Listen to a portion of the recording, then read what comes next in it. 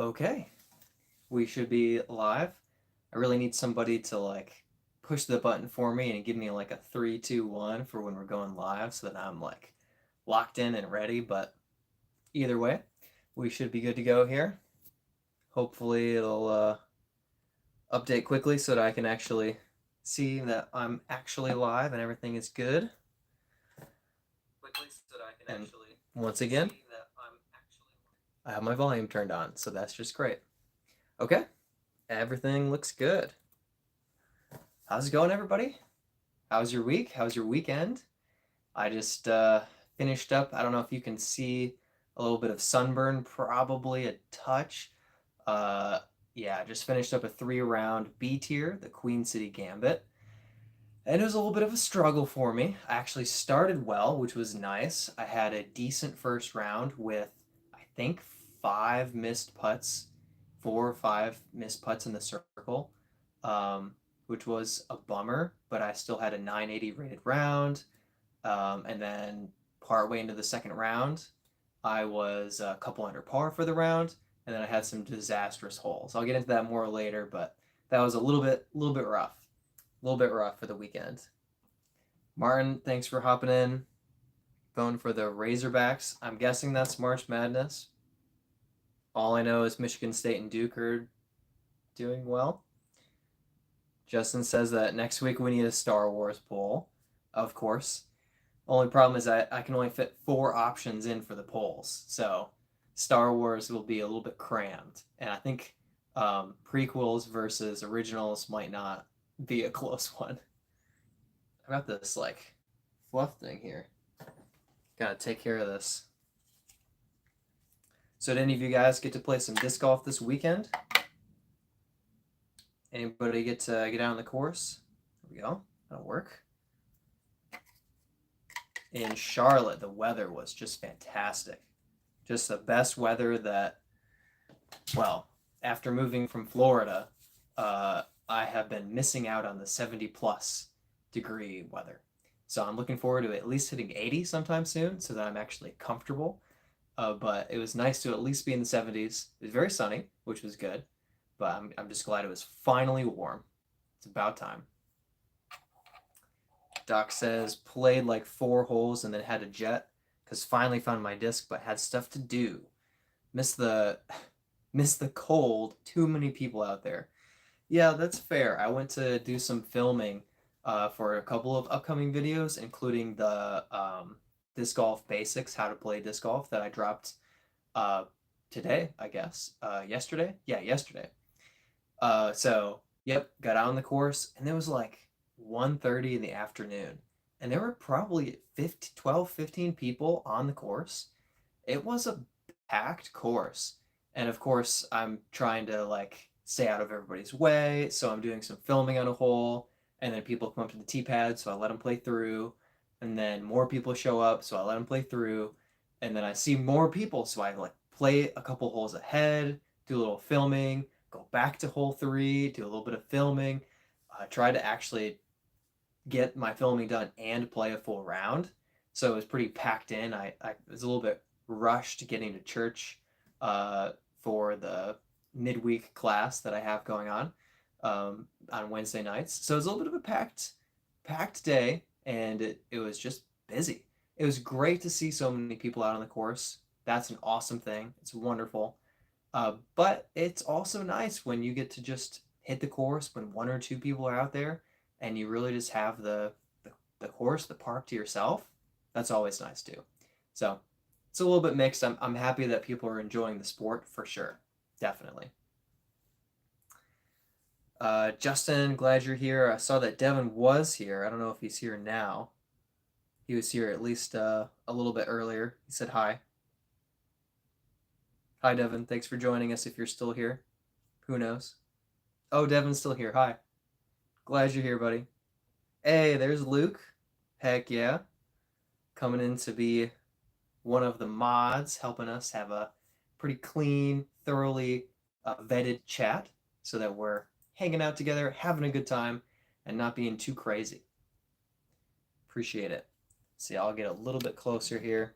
Is it just me? Am I a little blurry, or is that just my imagination. Devin's glad to be here. Heck yeah. Well, I'll go a little more into detail for my tournament. First round was at Nevin. Tough course. Played probably half of the Pro Tour layout, and probably half of it was different layout. But I just felt pretty good the first day. I had a couple of bad tee shots, had one or two like really lucky moments where I missed trees that I swear I was about to hit. I played one hole where it was a par five, but it was only like 650 feet because it was just heavily wooded, snaked, like left then forward line. And I felt like I didn't throw any bad shots. I just had bad tree kicks and I took a bogey. Like I just felt like I couldn't do anything to get a birdie or a par in that hole. And actually today I birdied that hole. So as a whole, playing it even for the weekend, not bad. But just a rough round. I felt like I had some good things going early, missed a few short putts, just kind of like a little bit of a bummer. But then I ended up hitting cage, band, chained out left side, and chained out right side, all from inside the circle. And that just hurts when you're playing Nevin and you're actually getting birdie or par putts in the circle and hitting your lines and not hitting trees, and then you miss the putt. It just hurts so much because you're fighting so hard to have good throws in the woods, and then to miss your putt, it's painful. So first round at Nevin was decent, 980 rated. I think just because it was a big field and it's a tough course, so like I was feeling okay. Rolled into my first or second round, which was at Eastway. Started on hole 10, got to the circle, missed a short putt, a little bit annoyed, took a bogey, but then I got some birdies on some tough holes. So I was kind of swinging through. I was 3 down on the round, 4 down total. At this point, I think the leader is like 15, 16 down. So, I wasn't thinking win. I was thinking top 15, top 20. And I was around 20th place, but I was playing through the hard half of the course and looking ahead to swing through into the easy half of the course. But all I had to do was get through holes 17 and 18 at Eastway. So what do? I step up. It was a bad shot, but not that bad of a tee shot on 17. But I just ricocheted straight out of bounds. And I'm talking, I probably kicked 80 feet right, 70 feet right, out of bounds. So I'm throwing on this par four from an out of bounds line with no hope of reaching the basket. And I have a decent shot, but I get cut off short, hit a tree, had an awkward lie, threw an upshot that just caught a tree because there's just so many trees in the Eastway Woods and Nevin Woods. And I think I missed a putt, took a double bogey. So I'm annoyed, but it's not over. I'm still under par, and if I can just par the last hole, well, of course, I hit the first available tree, had a bad lie, tried to play aggressive, hit that same tree right in front of me, tried to salvage the hole, had another bad kick to terrible lie, tried to get out, kicked back in, had a great forehand that was actually swinging to the fairway for good distance, hits a tree, had probably my best shot of the hole, had a good kind of forward progress throw with the zone, starts to go down the hill and skip toward the OB, hits a tree. So I hit a tree on, one more. I throw across an OB, hit a tree. So my first 7 throws on this hole were all tree hits. 6 bad tree hits, 1 good tree hit. And then I had probably a 60-footer uphill, just couldn't even give it a real bid, and then tapped in my quad bogey. After that quad bogey, I just did not feel like I had the mental ability to play the rest of the course well. So I just struggled. I got a couple more birdies, but I got a couple of bogeys as well. And I finished the round, I think +5, or maybe I think +5. So just brutal. It was just brutal. And I played Eastway even and 7 down in practice. And then I went +5. So that really hurt. Today I was planning on playing really well. Um, Went to bed, fell asleep pretty quickly around 11 last night. Woke up at 3:45 this morning. Couldn't sleep, so I'm just waiting, tired, unable to sleep for 3 hours until I got up, got going, and I started off with a bogey. And then I took a double bogey with an out of bounds kick. And then I took a par, which I should have birdied, but I got a par. And then I had a birdie chance that I turned into a bogey. And then I missed a circle one par putt. And then I missed a circle one birdie putt. And then I missed a circle one par. Oh, no, that was in circle one. Anyway, I struggled. And so probably the first 9 holes were bad. And then the second 9 holes were good. So I finally got a couple of birdies, a few bogeys, but more birdies. Salvaged an okay round for my final round. But overall, just a struggle. Just wasn't my best. Putting killed me yesterday, first round, and then 2 holes at Eastway just destroyed any hope of me being in the top 30 for the tournament. I would have had to play crazy today to catch back up. And today, not crazy. At least not in a good way. So that was my weekend. Queen City Gambit. Really, really rough. But yeah, that's how it goes. Ed says, yo, what's up? Thanks for joining us for a little bit, Ed. Appreciate you being here. Doc says, Justin might be me, but he does look a little bit tilted. I was pretty annoyed when I was playing hole 18 at Eastway. But after that, I was just sad. Just sad. Doc says, a lot of people on the course, but none were disc golfing. Kids and picnickers. Yeah, I had just disc golfers, basically. So at least I was seeing a bunch of people who are actually playing the sport. But yeah, it's good to see people outside, but it's a bummer when it gets really busy and you don't have the course to yourself. Yeah.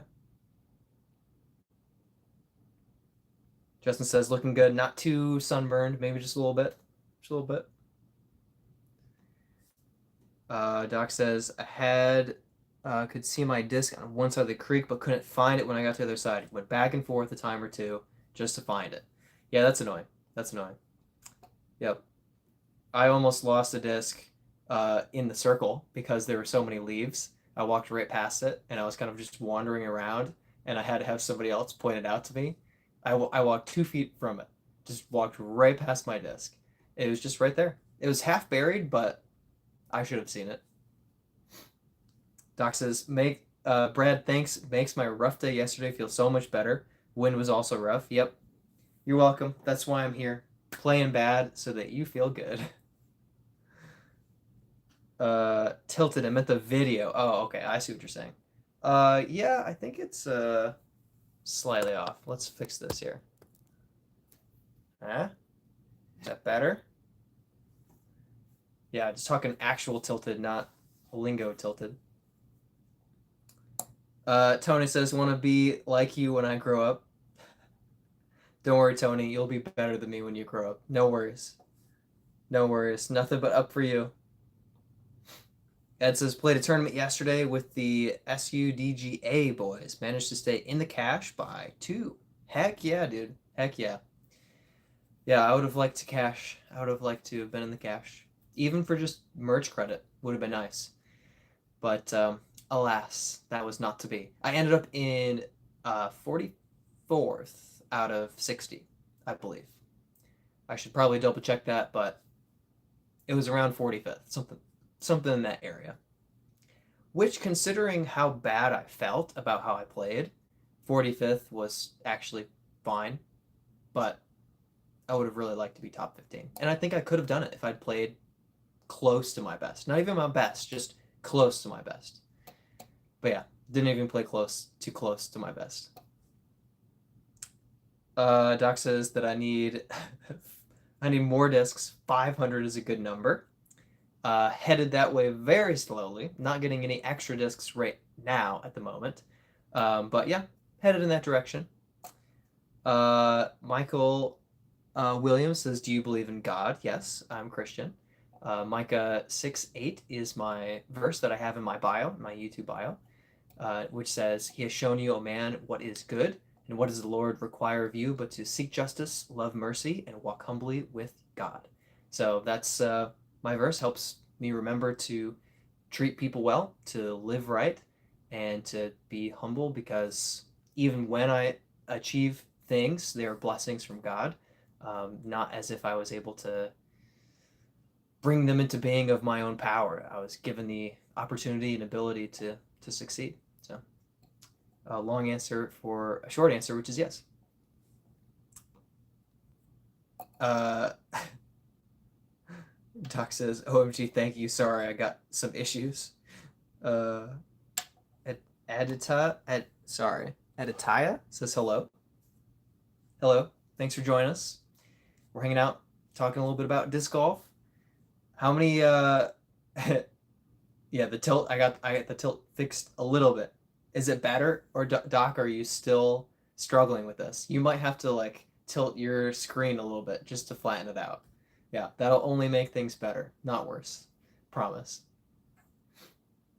Ed ended up on chase card with a not so good -4 over 3 rounds. Yeah, chase card's fun. It's definitely an opportunity, and when you start slow on the chase card, it's a little bummer because you're like, you're close, you're there, but you just can't go anywhere. You can't make any progress or traction. So that could be a little bit of an unfortunate place to be, but it's still cool to get close, to play decently well. I mean, making cash is making cash. That's great. Uh, D says went to high school together. What high school? Because I know where I went. Brent says, "Good evening, boss." I don't know. I don't think I'm in charge of anything around here, but good evening, boss, to you as well. Brent and I have a tournament coming up on Saturday, which it's a chain reactions tournament. It should be, it's an easy course, so it should be a birdie fest. So when we come through with like 5 downs, we will be sad. It's not good at Bailey. It's a 21 hole course, and we should be 12 to 16 down. Yeah. So it's going to come down to putting. I'm going to do a lot of putting practice this week. Hopefully, actually making my putts in a tournament. That would be great. That'd be really, really great. I would love that. Be about time. Thanks, Luke, for handling everything in the chat, as always, when I'm asking dumb questions. Doc says it's better. Okay. Video is fixed. If anyone complains about it, they can take their complaints to Doc, who validated and verified that video is good.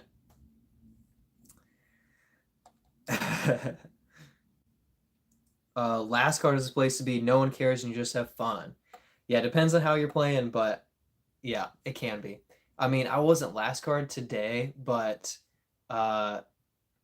yeah, it's just a more relaxed atmosphere. I mean, obviously, if you're still playing bad, it still sucks.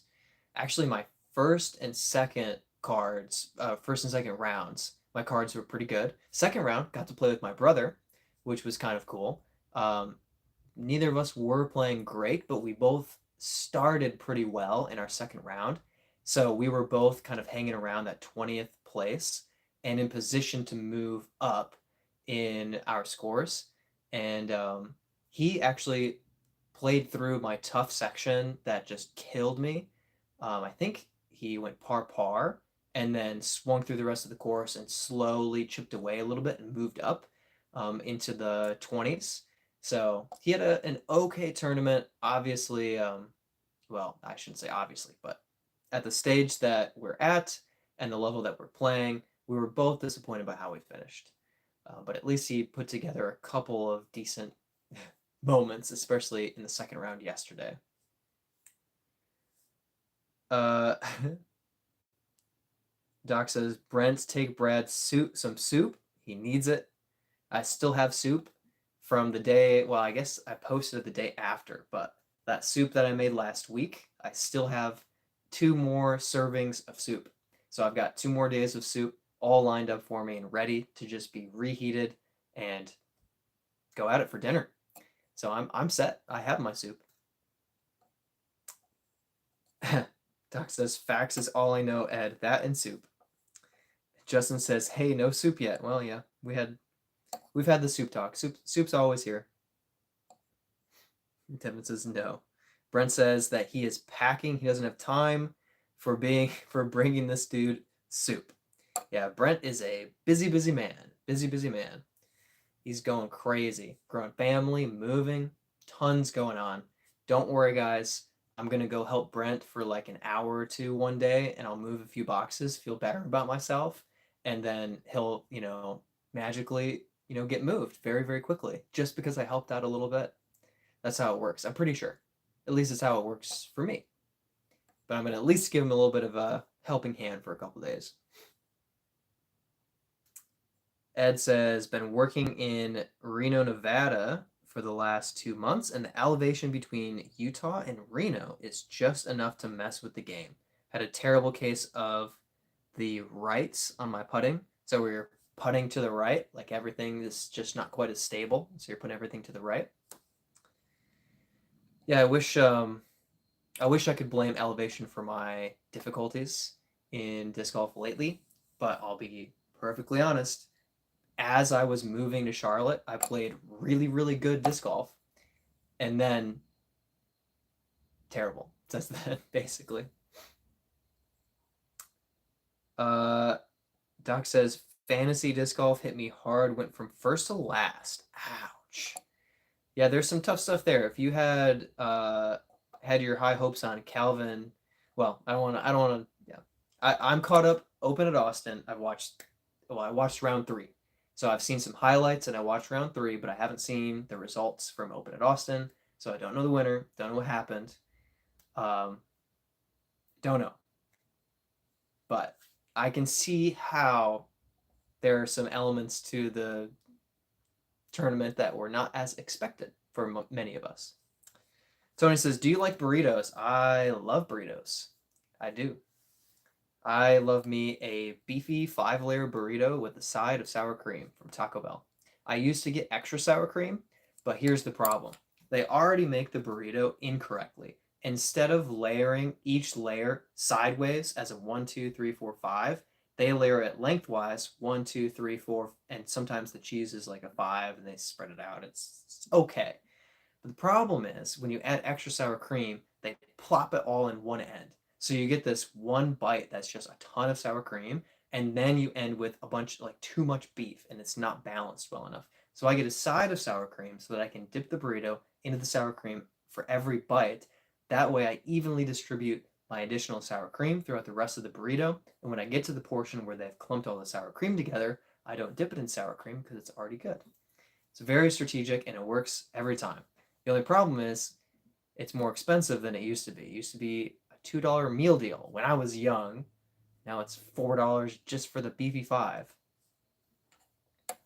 Yeah, first world problems, whatever, Ellis. It's true. It's true. Ellis, how you been? Did you get out on the course? Or just hanging out, enjoying your new gaming rig? And Tony, do you like burritos? Because I bet you do. I bet you love burritos. Everybody likes burritos.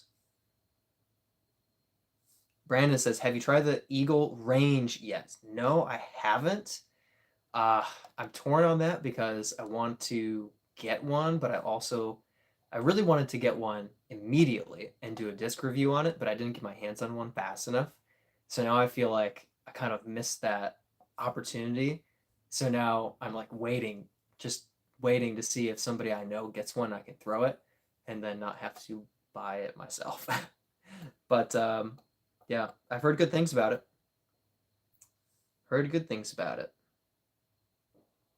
Grady let me down. I'm changing his last name to Bjorkus. That's rough. Yeah, Grady. He's good. But you just never know. Doc says, oh, he's asking Brent what his go-to game is because Brent packed up all the board games. It's a good question. So I'm not a I'm not a huge board game fan, but I don't hate playing certain board games. The thing is, I enjoy games that are not luck based. So I don't like Sorry, I don't like, anything where you're just spinning or rolling too many dice. Not my style. But Trivial Pursuit or Tribond, other kind of trivia based games, very much enjoy them. Very much enjoy them. So I'm very picky about my board games. Also, some of the like escape room board games, those are pretty fun. So I'm very hit and miss. Not a huge fan of Monopoly, the classic board game. Not really for me. Not a huge fan of Settlers of Catan either, which is kind of like people my age all loved it in college, but I just kind of didn't care. Yeah.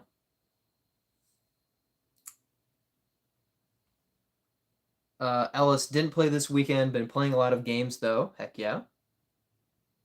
What games have you been playing? Doc is not a burrito fan. Too many beans. So that is my complaint with the Beefy Five from Taco Bell is also when they put all the beans in one section. If they spread them out, they're great. But if you just get a bite that's just refried beans, it does not taste good. It has to be spread out throughout the burrito. Tony loves burritos. I knew it. I knew it. Of course. I'm guessing you like tacos, enchiladas, burritos, quesadillas. Is there anything that you don't like in terms of like, Mexican food? The classics. Empanada, tostitas, like is there yeah, tostitas. Is there anything that you're like, nah, pass? Uh Bean free taco salad is usually my go-to. I like taco salad. That's another good one. Ryan says, I think this guy plays disc golf. Not 100% sure. I don't know where you got that idea, but I have played before. I used one of these discs and I played, yeah, some disc golf. But yeah, it's a fun sport. I guess I recommend it.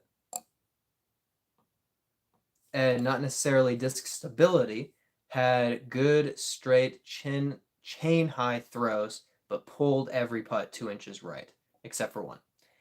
Interesting. There's just a little bit about the timing that was just off. That's very interesting. I mean, it's unfortunate. I'm sorry to hear that. But it is also kind of fascinating how consistent it was. I felt the opposite. I was all over the place. I just couldn't hit the center. I was right, left, up, down, well, mostly down today. I hit the cage like 7 or 8 times. Oh, it was brutal. Ugh. Anyway, Doc says mainly soup at some disc golf. Fake news. Stefan, just been curious to know what my rating is. So I'm rated 964 right now. So solid, it's a decent rating. I was 968 and felt like I was headed upwards. Then I moved to Charlotte, and while I'm loving the disc golf here, I'm struggling to keep up with my pace of heading upwards in my rating. So I went from 968 to 964, and then I think I stayed there. So it's been 2 months of just kind of mediocrity where I don't feel like I'm competing well. But then I'll go out and I'll have like a bad practice round and a fantastic practice round. And then I'll go to a tournament and it'll just be, it's not great. So 964 rated, which I'm happy with, but I was hoping to be 970 by now, just kind of trending in a good direction. But it is what it is. Doc says, like trivia, but names and dates are rough for me. Yeah, not necessarily my strength. I definitely lean a little more towards the kind of like riddle trivia games where it's not specifically about like who played for this team in this year. Like I don't have any of that sports knowledge. I got nothing. But if it's kind of like, well, more riddles or wordplay, stuff like that, I do really enjoy that. And just kind of more general knowledge. I really break down when it comes to sports or entertainment before the 80s. Just I don't have as much overlap with that, but I still enjoy it. And I like to learn new facts too. When I don't know something, I like to kind of try to remember it after that. Find it fun. Do Brent says favorites right now are Wingspan or Everdell. I have seen people playing Wingspan. It does look very interesting. Very interesting. I can see why disc golfers enjoy Wingspan quite a bit. Yeah. So I've watched a few games, but haven't played myself. Brent says that you'd like the board games I play, possibly, maybe not.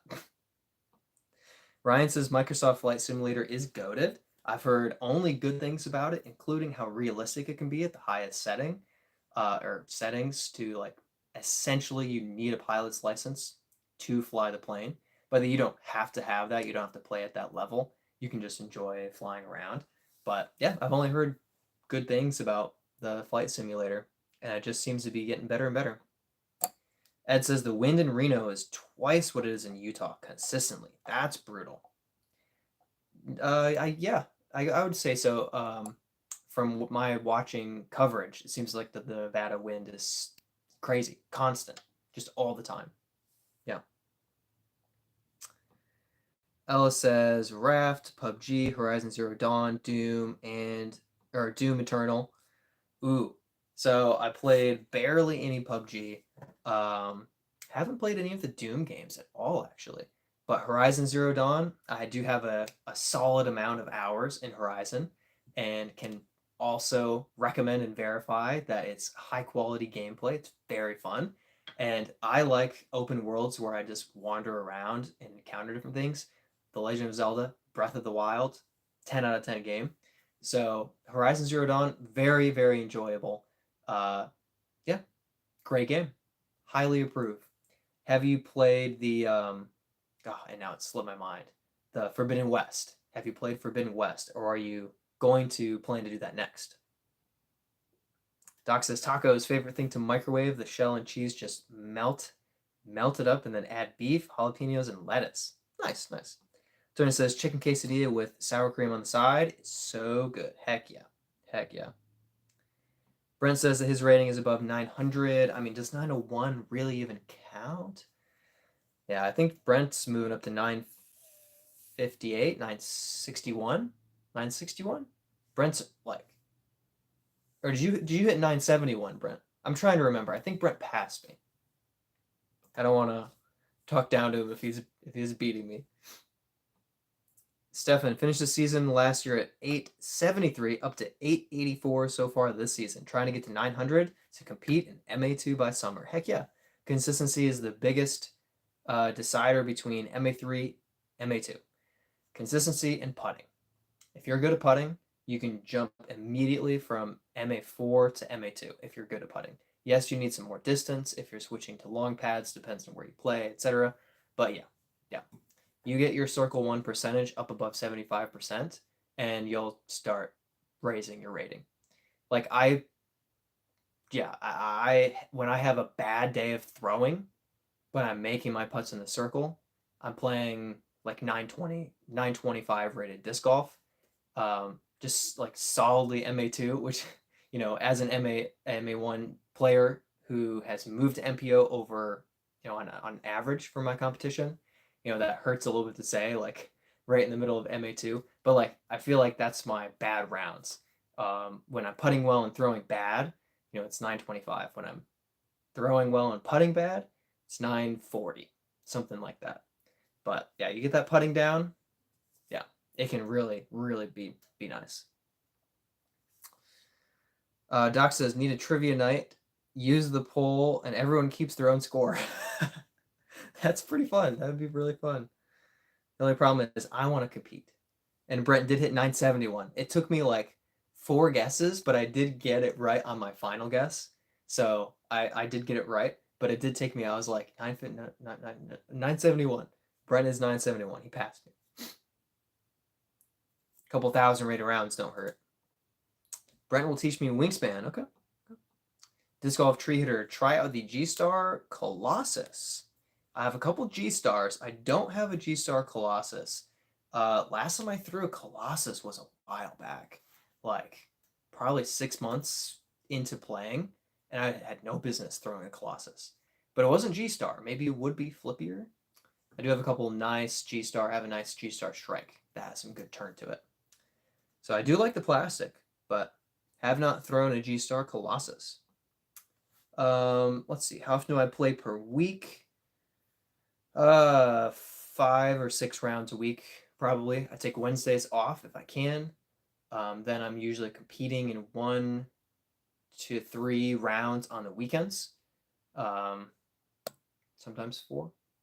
But yeah, staying busy with it. But plus the filming, I throw extras when I'm getting in full like filming mode for educational videos, stuff like that. So yeah, I'm throwing a lot. I spend a little bit of time sore here, down here, but I think I need to also work on my form just a little bit to make that better. Disc Golf Tree Hitter says insane flex lines out of that G-Star Colossus. Yeah, I believe that. I believe that. Alice has not finished for Zero Dawn yet, but also bought Forbidden West. Heck yeah. Brent says RDR 2, Red Dead Redemption 2. I played like an hour of Red Dead 2, and I got why it's well loved, but I didn't get into it at the time. So it's kind of like in the back of my mind as like, oh, you'd like this. But I've leaned toward the Skyrim, the Fallout 4, the Breath of the Wild, the Horizon Forbidden West, and I just haven't gone into the Wild West yet, I guess. Jam is 973, also beating me, hurt my feelings. Doc says, Brent, what if we did trivia, but it's round robin, everyone asks questions. Couldn't do that with the poll, but still, the chat would blow up and I'd completely miss my spot. That'd be interesting. JM says, haven't played a tournament in 10 years. 12 years. Goodness. Yeah, that's a little while. Hold on to that 973 for the long term. Just play the fundraiser tournaments, stuff that doesn't update the ratings at all. Doc's asking if mods can do polls. So I think there are 2 levels to mods and 1 level can do polls. So it's possible that we could have a rolling updating poll that's kind of like active for a couple minutes at a time. So that's a feature I'll consider maybe testing out in the future. It's possible. Stefan says, just replace my Z Buzz for a titanium Buzz. Oh, have you noticed a difference in flight with the different plastics? I'm hoping the TI plastic is more stable. I can't say personally which is which, but I have thrown different plastics in disc golf plastics and immediately noticed how they do fly differently. I would think that the titanium would be more stable, but I don't want to like guarantee that or anything. So I have to say out. But I think the higher quality you go, you get more stable with Discraft in general. I remember going, especially when you head up to the Tour Series stuff, it starts to get more stable. So that's my best guess is that TI is more stable and the Tour Series stuff is even more stable. Yeah, but I just don't know. I know that ESP is more stable than Z. Don't have enough Discraft experience. I do have an ESP Soul and a Big Z Soul, and the ESP is much more stable. So I would assume more stability. Yeah. Brent says, dude's like open world and hasn't played RDR2 a lot. That's crazy. Well, I've played a lot of Ark Survival, so there you go. I played a ton of Ark Survival. Played a lot of Minecraft with a buddy. We systematically went through the game and got, at the time, every single Xbox achievement, which was, I think, 90 or 83 or something like that. Beat the Ender Dragon, played through, quote unquote, the whole game. And then since then, they added 18,000 different updates.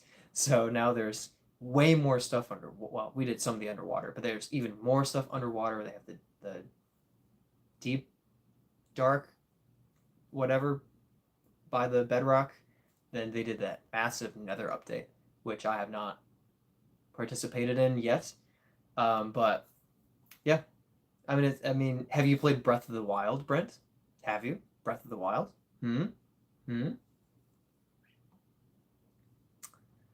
Uh, Devin says, what level What level am I? I think I need a promotion. I think all my mods are the first level out of 2, and I haven't experimented with level 2 yet for any of you, so no one get jealous. JM says, ever play Days Gone or Dead Space? Have not. However, I am considering, well, I'm planning to add in some gaming streaming quite soon on my Birdietime gaming channel, and Dead Space is a considered game for me to play through. I think it's a good candidate because I think I could play through it in a couple of like play sessions, a couple of weeks. I think that playing big open world RPGs and stuff like that will be fun too, but some of those might be like, long term things. So I was thinking some more like condensed gameplay would be quite enjoyable. So Dead Space is on the list, and I have a question: do you think the remake is better than the original? I'm not sure.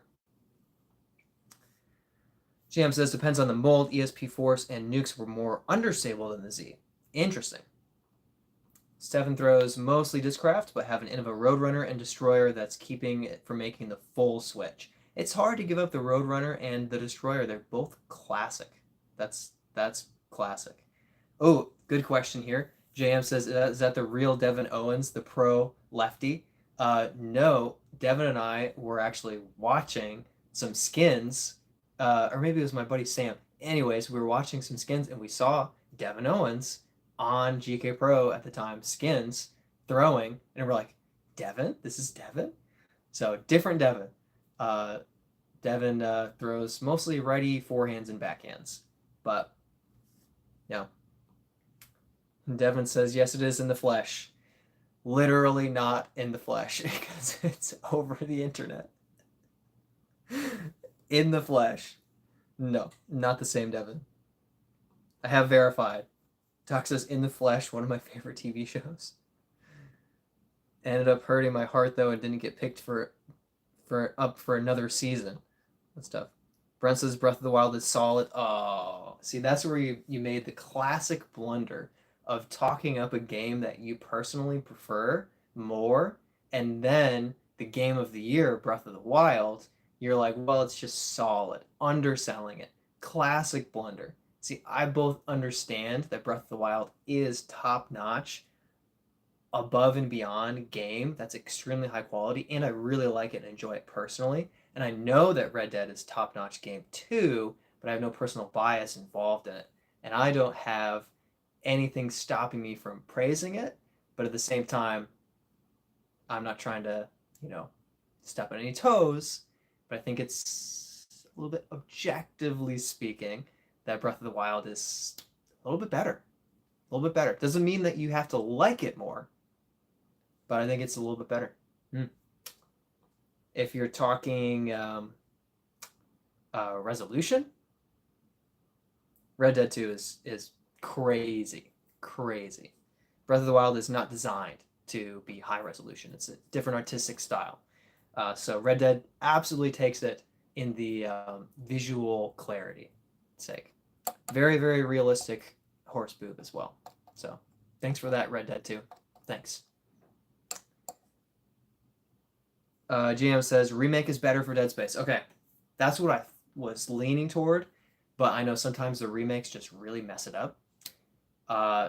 For instance, the original Star Wars Battlefront 2 remake hurt my feelings so much as someone who still owns it and has a PlayStation 2, has the ability to play it, and has played the original Star Wars Battlefront 2 in the last 3 years. The remake was just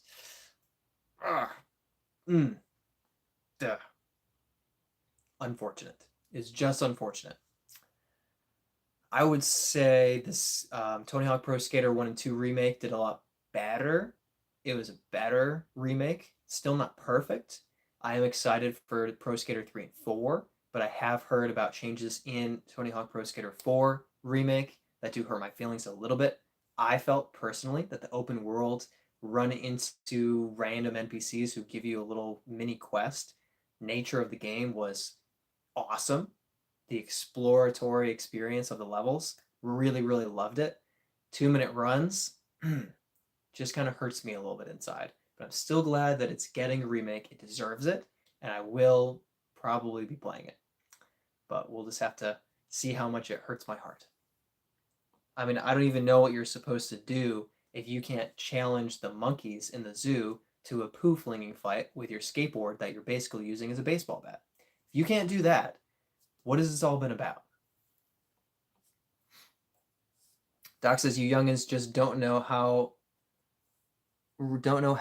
mutant league football, especially bribing the refs. Gotta expound on that a little bit. That was a game. You're talking a video game where you bribed the refs in the game? That sounds quite interesting. And yeah, I mean, Doc, compared to you, we just don't have that level of, timely experience on this planet that you have the experience and pleasure. So yeah, I guess we'll have to bend to your aged wisdom in this category. Chase says, I'm a new disc golfer and my main driver was the Mamba. I lost it the other day. What would be a good replacement? I feel bad for you, really. I have a G-Star Mamba and I wish I could let you borrow it until you got a nice replacement. Really do. Replacement for the Mamba, Sidewinder, but you're going to want to also get it in like a star, like a beat-in star, G-Star plastic, or it probably won't quite be flippy enough. Ooh, the shift, the streamline shift, that's a pretty good replacement. It won't necessarily fly quite as far, but I think it'll be even more controllable than the Mamba is. Just pure understability. This one right here. So the streamline shift is, I believe, a 9.5 -3.2. And if you just give it a nice throw, 300 feet of power, this thing's going straight and drifting slowly. 370 feet of power, and it's all turn. A little bit less than that, and you'll probably just have a nice straight shot. So it's really good for a driver, nice and understable. Just like a little bit slower Mamba, but I think that's a benefit because it's going to have more control than the Mamba and be more consistent. I also love the Brave. It's my most recommended fairway driver. I have multiple. So the Brave is a 7.6 -1.2. And for me, they drift to the right pretty predictably. But for someone throwing with a little bit less power, it might be a nice straight shot or maybe drift a little bit and then come out of it. So it's a great disc. The River is also pretty good. What am I thinking of? The 7.7 -1.1. That's the River, right? Those are a couple of options that are crossing my mind right now. I could probably tell you anything from here would be good.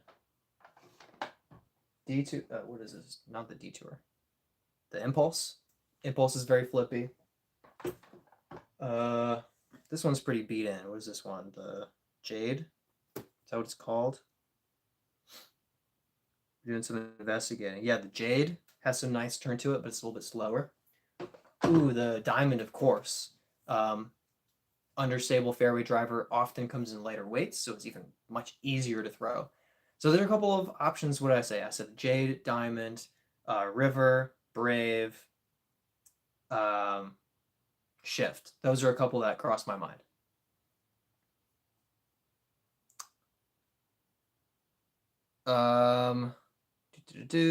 JM liked Mutant League football. Sounds like I missed out. Stefan says, what do you putt with? I used to putt with only PA3s, but Buddy got me hooked on the pure 0 medium, and I'll never putt with anything else. I've got myself some Warden Primes. Been putting with Wardens from essentially day one. It was my first putter that I bought for myself. I switched to the Primes because they're cheap and they hold up just fine. Although I have been finding in Charlotte that the ground is so much more like rocky, and I am getting like more accelerated wear and tear on my putters than it was in Florida, where I missed my putt and landed in sand all the time. It's not really an exaggeration. So that one has been a little bit of an adjustment. But yeah, I like the Wardens. They have just enough stability. They're going to come back. But yeah, they're not going to turn over on me. But they're not overstable. Yeah.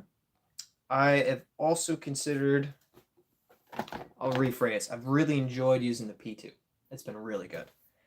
But it's just not awarded.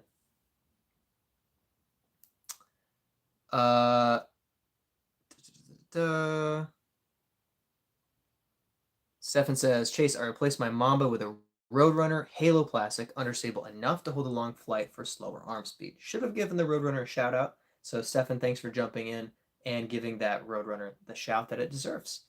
I liked it in Star Plastic personally, but I can see it flying well in Halo as well. Wouldn't recommend the Champion if you're looking to replace the Mamba. I think that will actually fly very stable compared to the Mamba. But good shout. Happy Sunday, Shantina. Thanks for joining us. If you guys haven't, check out the poll. It looks like it's pretty close. I'm going to give it an actual peek in a second, but I'm seeing it switch between like 34%, 33%, 32%. But it's just one at a time. I'll open it up in a second and see. Da-da-da. Good job, guys, with the link. Oh, didn't post it. Okay, never mind. It's all good.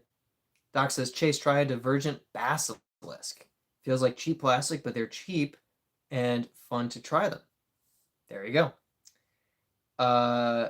Yeah, Doc says premium putters are best for throwing, just base for actual putts, which I believe that, and I really believe that in Florida, but I didn't realize how much the ground consistency was gentle on my putters. I had a couple putters last over a year in Florida, and after just a couple of months in Charlotte, I'm already feeling more like damage to them. It's just accelerated because you're constantly hitting this hard packed dirt and rocks that are just sticking up and roots that are everywhere. And in Florida, it's usually sugar sand or actual sand or just like dirt. Or you landed in a palmetto bush and you're probably not getting a chunk taken out of your disc just from a palmetto bush. It does that to your skin sometimes, but that's a different experience. Huckin' P says, Brad, hope you had a good weekend. Had some good elements to my weekend. Had a really rough 3-round tournament, the Queen City Gambit, where I played a decent round, 980 rated. Had a 920 rated second round with just 2 holes that just wrecked me. And then had played fine today.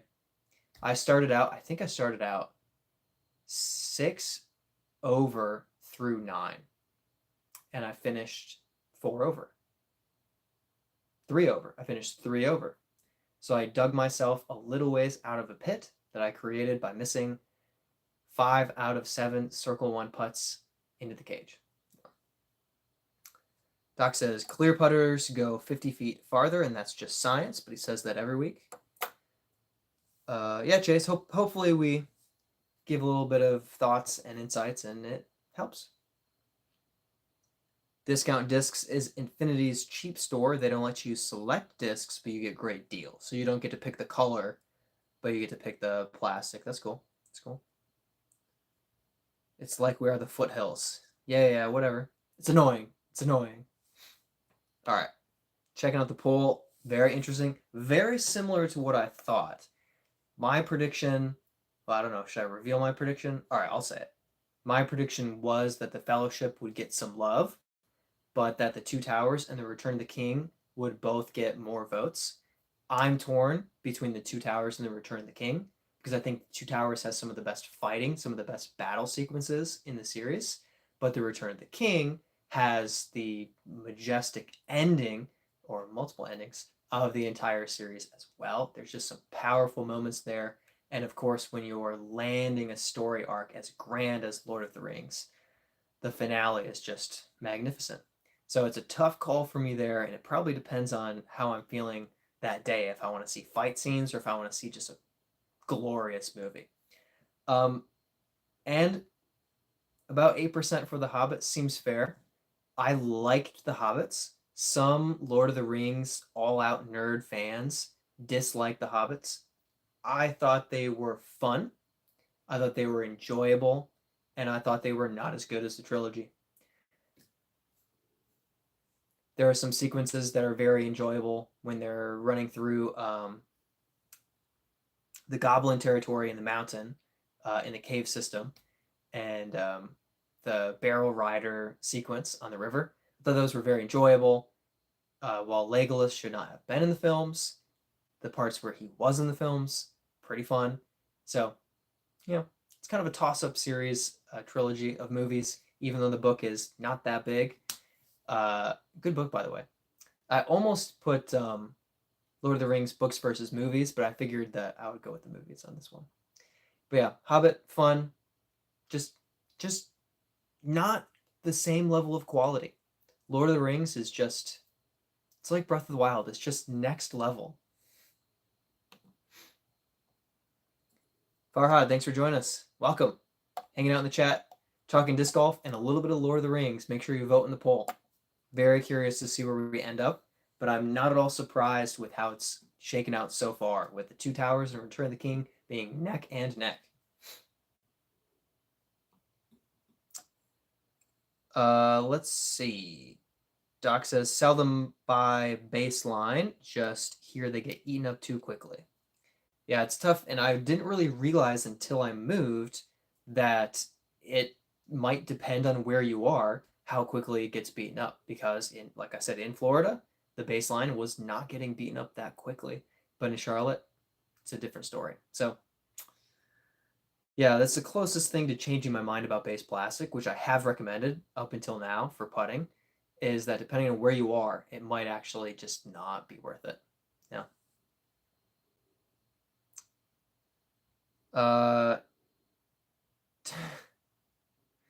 Doc says he's David the Gnome Man and he'll die in that foothill. Doc says only movie almost as good as the book is Jurassic Park.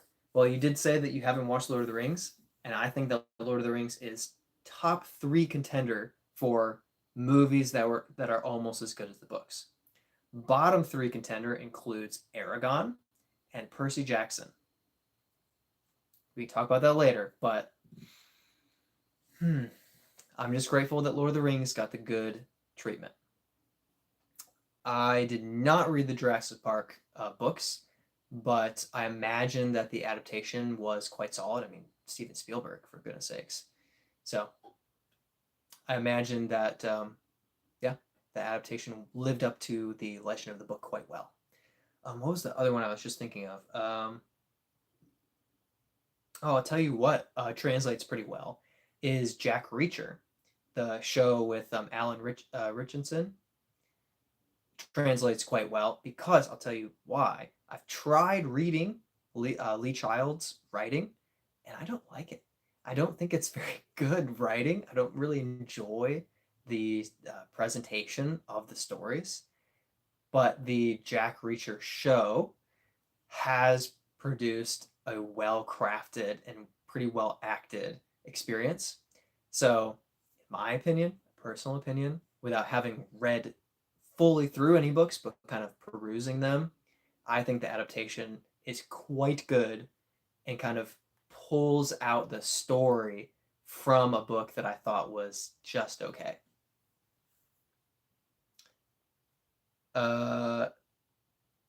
Doc says that I got him there with Lord of the Rings. I'm sure that Jurassic Park should be in the conversation, just as you said. And once you watch Lord of the Rings, hopefully soon, and by the way, I recommend the extended editions of the Lord of the Rings, the purest and best way to watch Lord of the Rings. And of course, as well, the best way to watch Lord of the Rings is to just get your food ready ahead of time, sit down on Saturday morning at 6 a.m. and watch an extended editions marathon and enjoy yourself for 14 hours.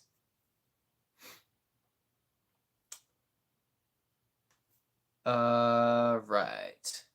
Brent says that his wife is reading their baby boy, The Hobbit. That is such a cool way to do it. Reading The Hobbit, that's sweet. Yeah. Maybe go through it every year for, I don't know. But that's really, really cool. Start them young with the Tolkien. That's a good idea. If you need some of the histories of Middle Earth, let me know. I'll hook you up. Huckin says, gonna get a pair of Ricky Raptors this Friday. Yeah.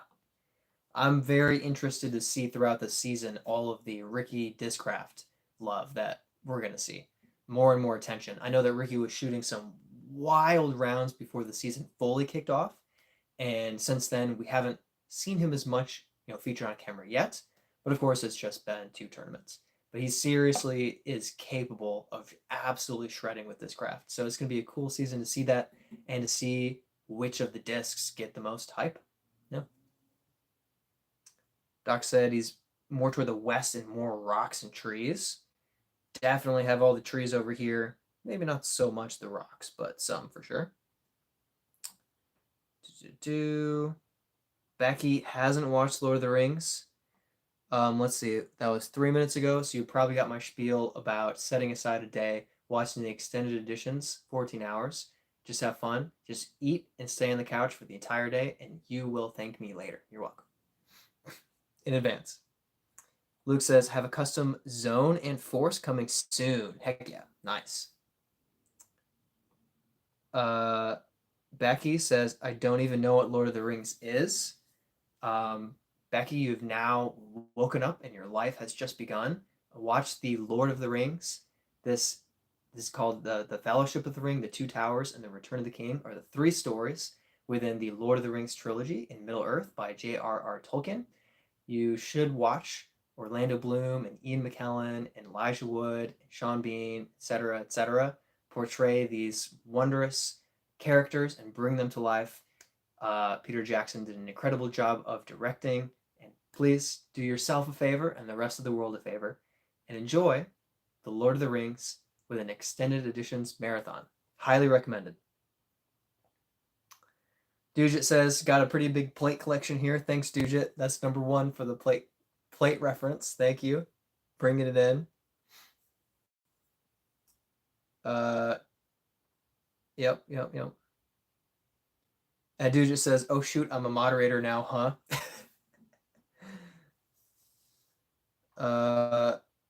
Dujit says that Dujit says, oh man, I beat Doc to it. Doc says, I may have claimed if ever oh gosh, I have to read this. Doc says, I may have claimed if ever made a mod, I would make this a 24/7 soup show. Which is why I hesitate on the mod.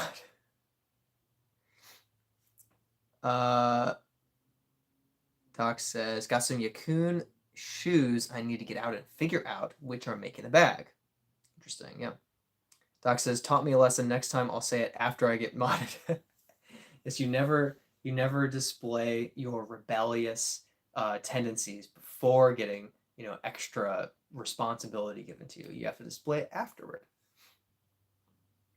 Ooh, good question. Doc said, all right. First, I'll skip Doc for now. Justin, who is by the way a huge Star Wars nerd, Star Wars fan, Justin says I would watch Lord of the Rings again, but I don't want a 10-hour nap. Don't want a 10-hour nap, which is funny coming from someone who loves the old guys holding a lightsaber and going. No disrespect to Star Wars, of course, very enjoyable. Sometimes it just comes down to if you just prefer sci-fi versus fantasy. But I will say I believe the story arc of Lord of the Rings is a more truth-telling and redemptive story arc that exemplifies true heroism and sacrifice. Meanwhile, Star Wars is an intriguing philosophical analysis of what it actually means to be good or evil, and whether there is more evil found with good intentions is very intriguing, but I don't think you get the same level of redemptive sacrifice and heroism in Star Wars as you do in Lord of the Rings. So, fortunately, while I do admit fully my bias toward Lord of the Rings, I also think that the writing of and story of Lord of the Rings is next level, like Breath of the Wild. It's just up here. Justin says, hey, not a nerd. I do. I mess with Justin about being a nerd. For some reason, Justin thinks it's an insult, but coming from the high school quiz team captain who used to wear a sweater vest on television, Star Wars fans, you guys are nerds. I'm sorry, but nerd knows nerd. Doc says, Brett, have you tried R.R. Martin's Wildcard series? I have not. I have not jumped into any George R.R. Martin. I've hesitated because of the wild success of Game of Thrones and everything that it's known for. I've hesitated to read the books. I have been kind of encouraged that they're different portrayal than the show, not quite so necessarily so gratuitous.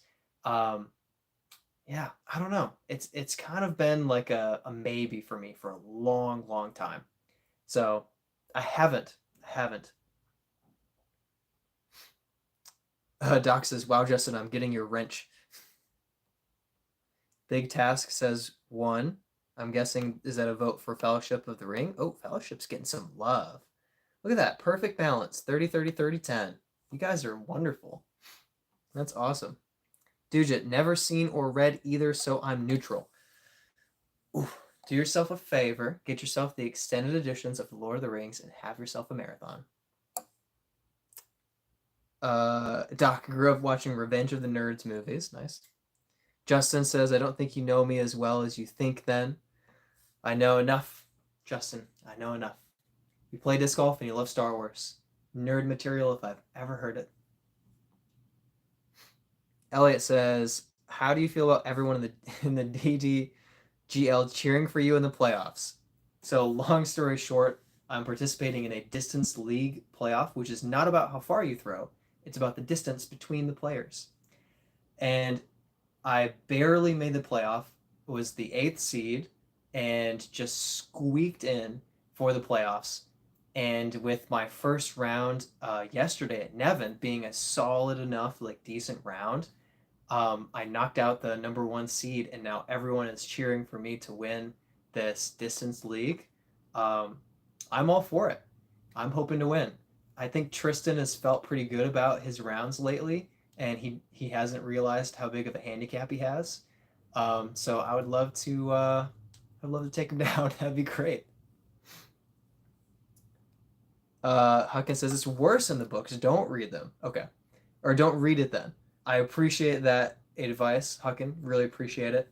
So yeah, I'll Oh, okay. Brad says, never mind. Wild Cards is kind of PG-13 ish, R-rated, so maybe not a cup of tea. I'm definitely fine with like violence doesn't bother me at all. Um, Portrayal of things like violence, slavery, like horrible barbaric things. When they're not portrayed as good, but they're simply portrayed as what people do, that stuff doesn't bother me. Really, like sexual stuff, I'm not up for that. Not interested. Doc says, distance between the players. Can you explain it to me like I'm a geek, not a nerd? We're located in different states. We're across the country, but we're playing with our UDisc ratings for the rated rounds. So we'll play a round, and then depending on your handicap and your UDisc rating, someone will win or lose. Yeah.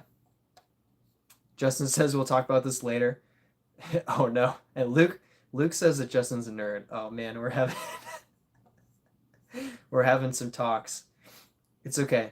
I think I think the struggle, Justin, is this false perception that nerd is a negative thing. Nerd is a positive thing.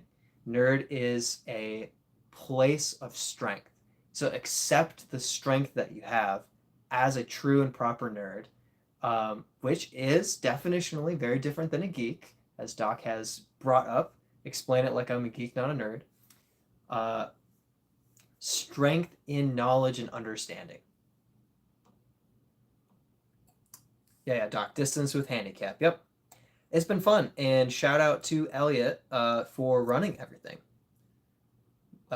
Really appreciate you being in charge, and I like the breakdown of that video, how to submit that final round or the playoff rounds. It was well done, well crafted, and explained everything perfectly. It made it easy. It was really, really appreciative of that. Elliot has done a good job of organizing, and the best way to thank him would be for me to win. But yeah, it is kind of funny. Justin says, if you asked me a Star Wars question, I probably wouldn't be able to answer it. I just like watching the movies. All right. Justin, who's older, Qui-Gon Jinn or Obi-Wan Kenobi? See, this is a really easy question, so he'll know it, and then he'll feel like he is a nerd because he knows the answer. Follow-up question, who's older, Yoda or Obi-Wan Kenobi? Also a very easy question.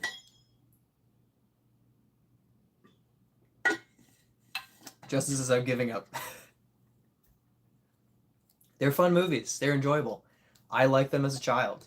Well, I'll back up. I liked them when I was a kid. I very much enjoyed them. I still appreciate Star Wars. And as a child, I knew that I was a nerd. So it fit. It fit. Doc, now I did read the Young Jedi novels by Anderson. Really enjoyed them. I liked some of the Young Jedi novels. I wish I had access to more of them. My local library didn't have them in stock. I really, really liked the trilogy with Mara Jade, Timothy.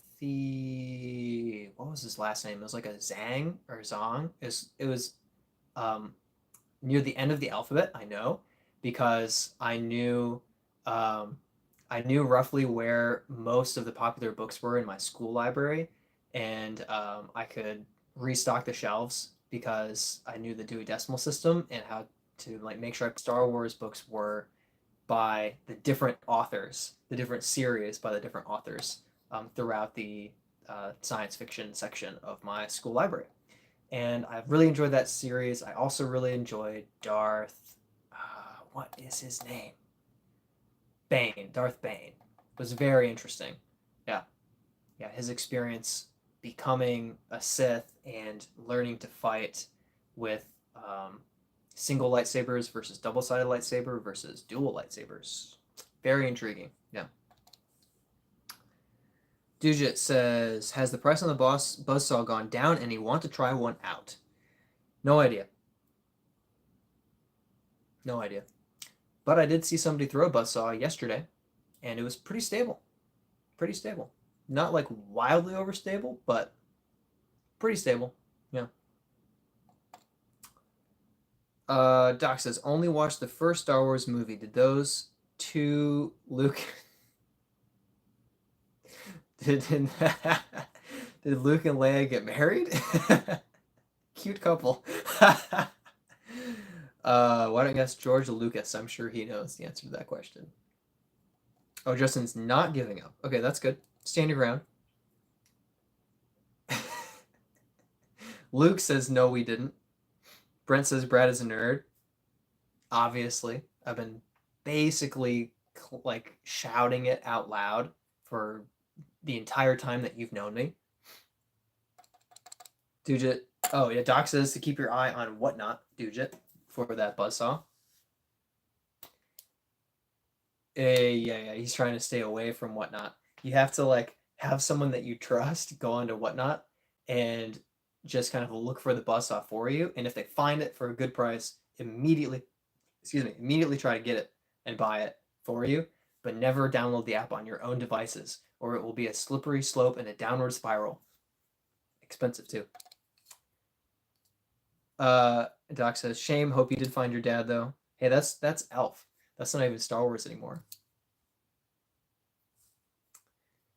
Brandon, pretty sure these stock runs just came out for the buzzsaw, so they should be reasonable. Cool. That's nice to know.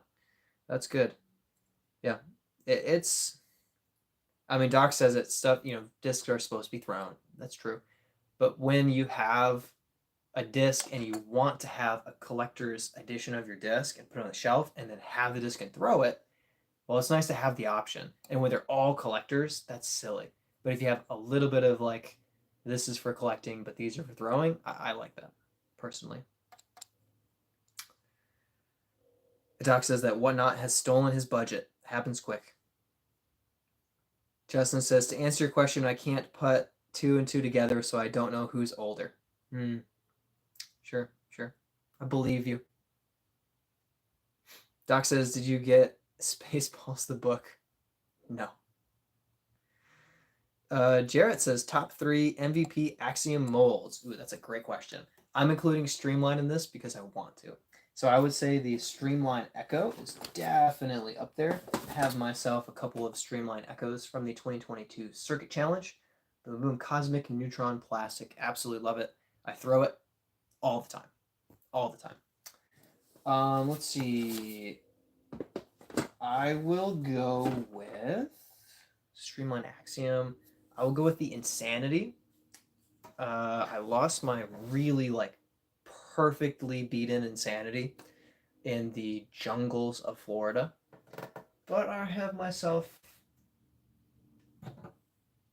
I might have it some. I just dropped. I might have it somewhere else. I think I put my Insanity in my throw this week stack that's in my car. So I don't have it in front of me, but I like the Insanity and I like the crap. What is that plastic? What is that? Oh, I don't remember. But I like the Insanity. Yeah. Other one, I would say not personally, but I like recommending the Shift. And then of course the Hex is just so good. The Hex is so good. Yeah. I have a Envy. Yeah, that's a good shout. Good shout. Where's my Hex? Have myself. Nope, that's another Echo. Echo. Is this my Hex? Huh. Have myself the Glow Hex. Total Eclipse. Flies great. Hex is great. Let's see. Oh, we got a bunch of comments quickly. Echo is amazing. Yes, 100%. He just says, oh yeah, I forgot that I got my Gyropalooza box earlier in the week. Got an orange glow reactor, but no trail. I like the orange glow, man. I'm a little jealous about that. And reactor is a good disc. Good disc. Streamline is MVP without the overmold. Yeah. Dude just says, also got an Echo and thought of me. Aww. That's sweet. It's your boy Trev says, yes, Streamline, no overmold. Brandon says, I got 2 gyro boxes and 3 trails total. Ooh, that's great. Oh, Trev throws all MVP. Gives a shout out to the Envy. Nice. Doc says, for some reason, MVP, Discmania, and Prodigy discs never caught my fancy. Yeah. I'm sorry. Discmania and MVP in particular, I think have high quality good stuff. Prodigy depends on the year. Depends on the year. Do you like your hand to bleed? Pick newer stuff. Doc says Echo, Echo. So I have multiples, and you can hear it multiple times. Dude says MVP is my favorite just because of their plastic. Most feel pretty good.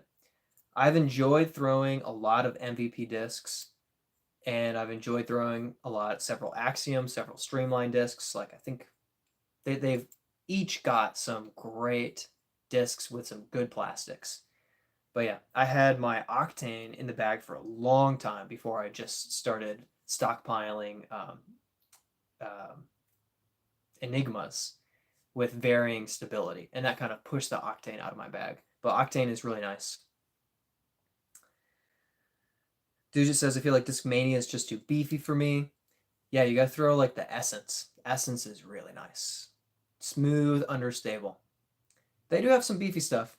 The FD1, that's like gently stable to overstable. Very controllable. The Essence is fantastic. But yeah, I get it. They have a lot of stable stuff. Doc says, no idea Luke started playing. Luke started playing. I'm missing.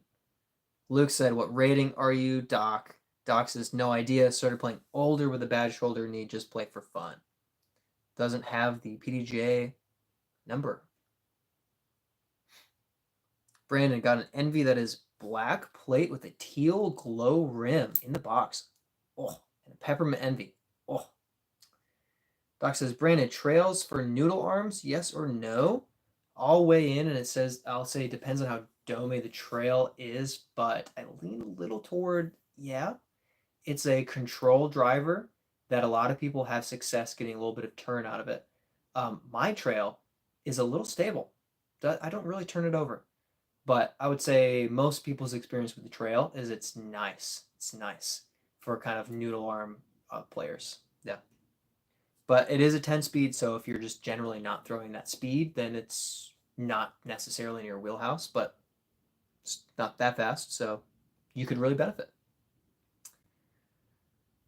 Da, da, da, da.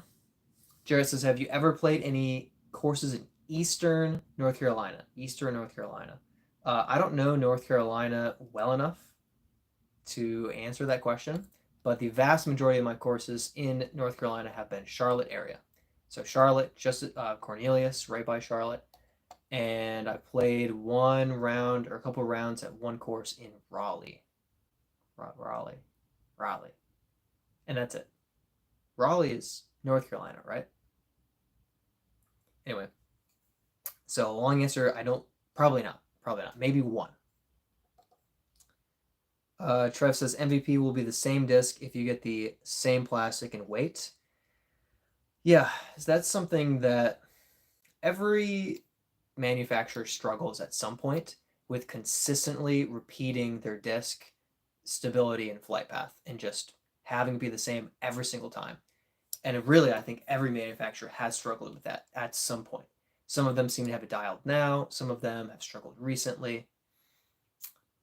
I feel like MVP is pretty solid, but every once in a while, I'll go to replace something and it just doesn't fly the same, and it kind of confuses me. But hey, that's the sport. That's the manufacturing process. I feel like the Trail and the Defy ended up being kind of a little bit inconsistent depending on who you were. I had some people talking about how far their Defies would fly with just big turnover shots. I'm like, my Defy was super stable. Like, it was overstable. It's like throwing a destroyer, lightweight destroyer. It was not flippy. So it just kind of depends. My Eagle McMahon, the Wind Dragon, what was that? That 14.5 speed, 14.503 or whatever, was super flippy. What was that? I threw it in the water. Anyway, had the Wind Dragon stamp on it, and I don't remember what it's called. Duck says you might try the Trail. It's hyped up for a reason. Before you try it, watch my disc review of the Trail. Brandon says, I find my 167 gram might get ridiculous distance with a tailwind. Oh, that'd be nice. That'd be nice. I think my Trail is 176. Question mark.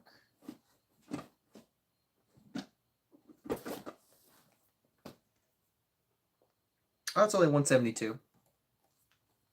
It's got a little, it's not super domey, but it has a little more pop to it than I've seen on other trails. But whatever reason, just doesn't turn for me. Jarrett bags 2 Essence and has his first ace with one of them. Heck yeah, that's how it's done. Yeah, I mean, I only threw my Essence for my Discmania mystery box test, but I very much enjoyed throwing it and just felt like it hit the line. Just hit the line. Yeah, it was nice. Doc does a lot of lightweights. Trev loves the Cosmic Neutron Wave. Ooh, I want a Cosmic Neutron Wave. My waves have not been in the quality plastic that I most appreciate. Yeah, the Wave is nice. Oh, Doc does have a number, but don't keep it up. Gotcha. Yep. Dude tried an MD4 and could barely throw it 250. Yeah, I think the mid-ranges in particular are just overstable. They're just overstable for Discmania. Brent says $1,000 ace pool this weekend. So we're playing in the Chain Reactions at Bailey, the point series that's going on. And yeah, ace hasn't been hit in a few tournaments. So the ace pool is up to 1,000. And I almost guarantee you there's going to be 3 to 6 aces because we're shifting from courses with a couple of ace chances to a course that's 21 ace chances, basically. Like, you can get to the basket on almost every single hole with some type of shot shape. So, I mean, my brother and I played last year, and he got an ace on the first hole, took home a couple $100, and then 1 week later, he aced, I think, the 14th or the 15th hole in a doubles round that he and I were playing. So it's like the aces just drop left and right. And when he hit that ace, someone a hole away from us, a fairway apart from us, hit an ace at the same time. Like we thought they were cheering for our ace, but they also aced like 100 and some feet away from us, the basket. So it's a course that'll get aced. It'll get aced. Ooh, great question. This is on my eventual list to get around to. Justin says, do you know what discs you're giving away for 5,000 subs? Guys, we made it to 5,000 subscribers. Thanks, Justin, for being the first person to notice and immediately congratulate me. The rest of you, shame on you. You never said anything. Thank you, Justin. I'm tempted to make a joke about him being a nerd, but I'm not going to do that. I'm just going to say thank you. You're the best. So 5,000 subs, guys, we're doing a giveaway. I have not decided all of the discs, but I will be giving away this beautiful owl stamped disc. We have ourselves a Halo Shrike. I always forget what it is. We will be giving away this Saint Pro, which I'm regretting giving away instead of keeping. And I will be giving away this Garrett Gurthie signed Emperor. Beefy, but awesome. There will be 2 other discs added to this stack. I have yet to decide what I want to do with it. Maybe you guys can give me some feedback. Would you guys be interested in me giving away a disc that I've thrown? Because I've just given away new discs, like unthrown discs, dyed discs, stuff like that. Do you guys want me to give away a disc that I used to throw? And if so, do you want me to sign it or something like that? Or do you think that's dumb? You know, not interested. I want a cool disc with a cool stamp on it. So let me know. I'm very interested to see how you guys are feeling about that, because I think it'd be cool to give away something that I used to have in the bag. Isn't Charlotte Eastern North Carolina? Don't ask me. I don't know. I just drive here. Brandon says that 178 grams is beefy. 168 is hit or miss. Definitely better to go lighter. I'm guessing the trail for the lightweight. Dude just says, yep, Garrett Gurthie signed disc. Raleigh is the capital. Nice. Yeah, I knew I was right. Greensboro is South Carolina. Glam says, which one is the best between FD1 Athena and T-Bird? Depends what plastic do you like most. I like the S-Blend plastic for Discmania. FD1, that's in the bag, and I will say T-Bird used to be in the bag, but now the FD1 is instead. So I'll say that. T-Bird's really good. This is in the bag. Athena, don't have the experience with it. I'm not Discraft diehard, so I haven't, had all the experience with it. A lot of people love it. I think go with whatever plastic feels best in the hand. Trev, Defy seems really stable. Oh, Dimension. Thank you all for saying Dimension 5 minutes ago. I missed it. Trail's great. MPO hasn't had a playoff in a while. Very exciting finish today. Ooh, don't give us any more spoilers than that, but I am interested in that. Yes. We haven't seen Jonas. What do you think of Waco? Waco was very interesting. I watched a little bit of FPO, and I watched 12 holes in round 1, and it's no it doesn't take a genius to predict that Kristen's going to win, but I was like, I think Kristen's going to win. She was just hitting massive putts. Like, she just didn't care. And she seemed off, and she was basically just going to destroy everybody. MPO, it was unfortunate for Calvin. I feel like Calvin did not play worse than Adam Hammes, but Hammes got a huge break being called inbounds in the second round. And then on 17, he about threw in the water. And when he just barely cleared and got on land, he hit the koozie to stay close and not have to make a pressure putt two holes in a row. I think if he was forced to hit 45-footer on the last 2 holes, hole 18, it gets a little bit harder. So yeah, I was rooting for Simon. I'll say I was rooting for Simon. Dimension. Yes, because I can't remember things. Doc says I was waiting to celebrate at 10K. Yeah, you don't have enough discs to give away. I have a couple clear discs, but I'm keeping them. They fly further according to science. Dujit's coming for that Emperor. Doc says, would you sign? Doc wants me to sign it.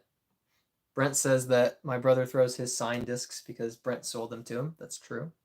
Signed disc would be cool. Sign it with a can of soup on it. Justin has 4 discs of mine with my signature. Yes, yes. Well, technically not my signature, but yes, you got my name on 4 discs. And if they get lost, I get called or texted because they have my name and number on them. Doc says, pretty sure Brad's brother is just him in a cheap wig and sunglasses. Well, and less facial hair somehow. That's the real trick. It's less facial hair, taller and a little bit skinnier, and also rated better than me. So, yeah. Doc says, Justin used to grab his lost discs in the leaves. Gotta get the plate count up. Yep, it's true. Luke does have my signature. That is fact. That is actually true. One of the few discs that I have signed. I think I've maybe signed 3 others. Yep. Got Blaze and Trevor's on there. Yep. Got the important signatures and a few others. Man, I caught back up to chat. It's a weird feeling. I'm not 5 minutes behind anymore.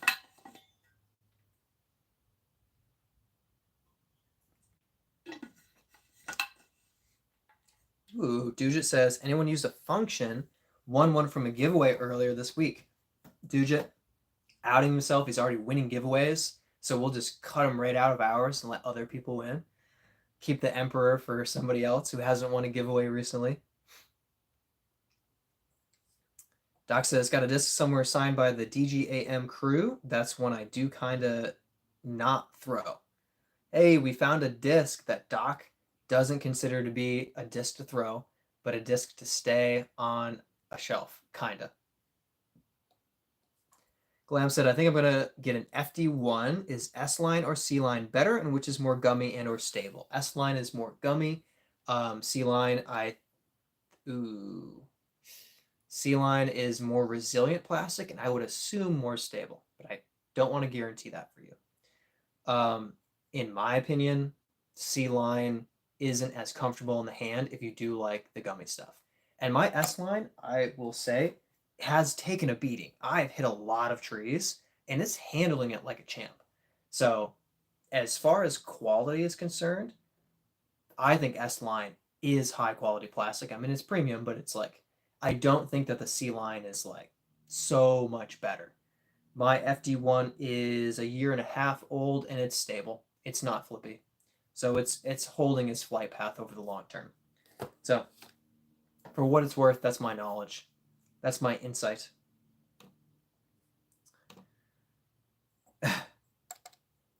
Doc says, if I win Duja, I will trade it to you for 3 cans of soup and a clear disc. Ooh, Jarrett, favorite understable mid in the looks for a new one. Depends on exactly what understable looks like for you. If the Echo actually flies understable, it's my recommendation. But for me, it doesn't really. It flies more stable. It's the Soul. I love the Soul. Huge like turnover disc for me. Just a gap hitter. I can throw with hyzer and I'll still flip it up and drift right.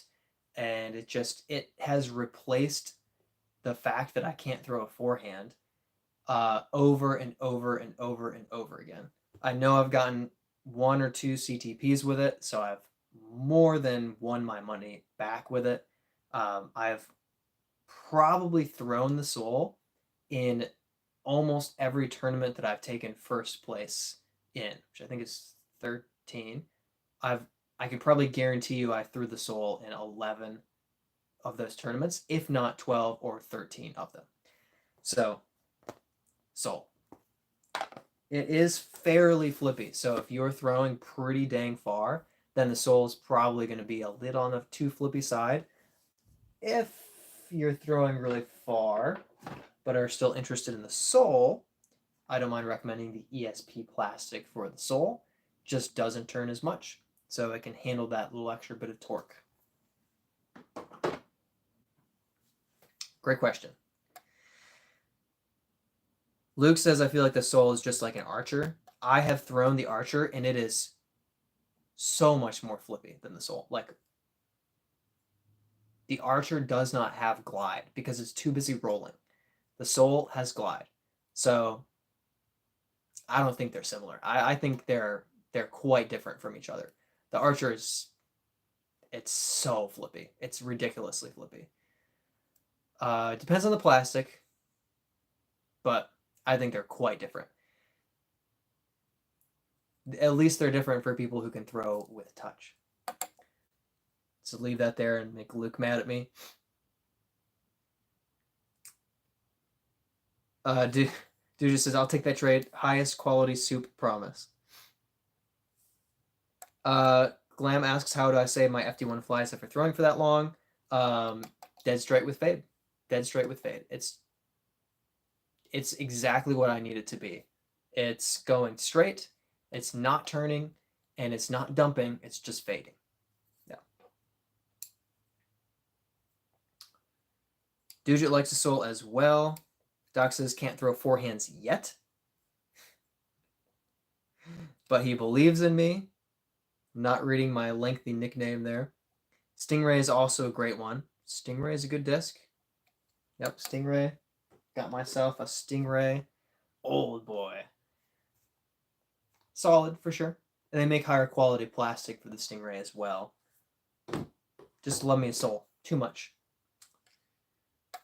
Brent says, give me your ESP sole. I'll show you how to throw it. Brent will put it into a roller. Devin says he likes the sole. Devin's got a nice ESP sole as well, right? A little bit of drift to it. Ooh, Doc says, have I tried a Latitude 64 Pearl? I have not. I have not tried a Pearl. Now I'm very interested. Is it a putter or what is it? Latitude Pearl. I'll look it up. Anne says, hi, welcome to the chat. Thanks for joining us.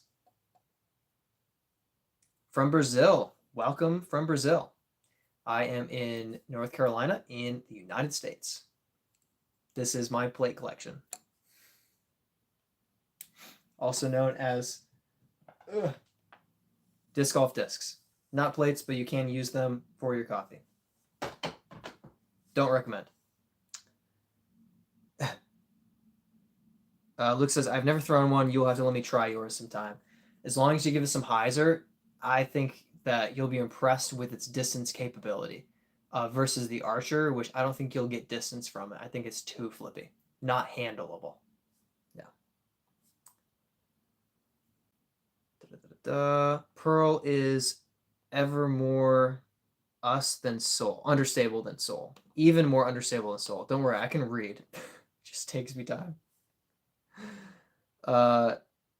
Even more understable than the soul. So it sounds a little bit like that Archer territory, maybe the paradox, depending on what its speed is. But yeah, that's interesting.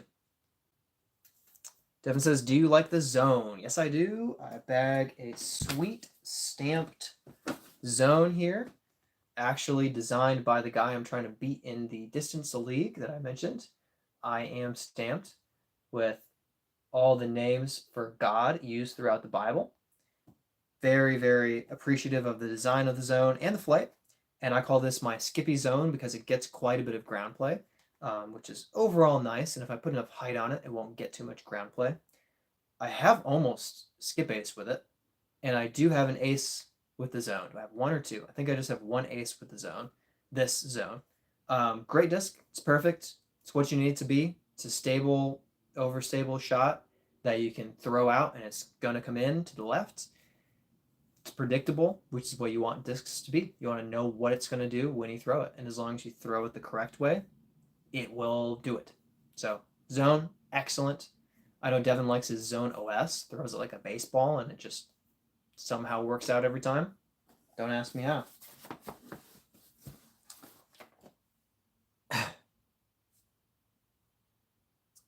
Docket says, Pearl is a can't get nothing to work, so just finish up with a Pearl.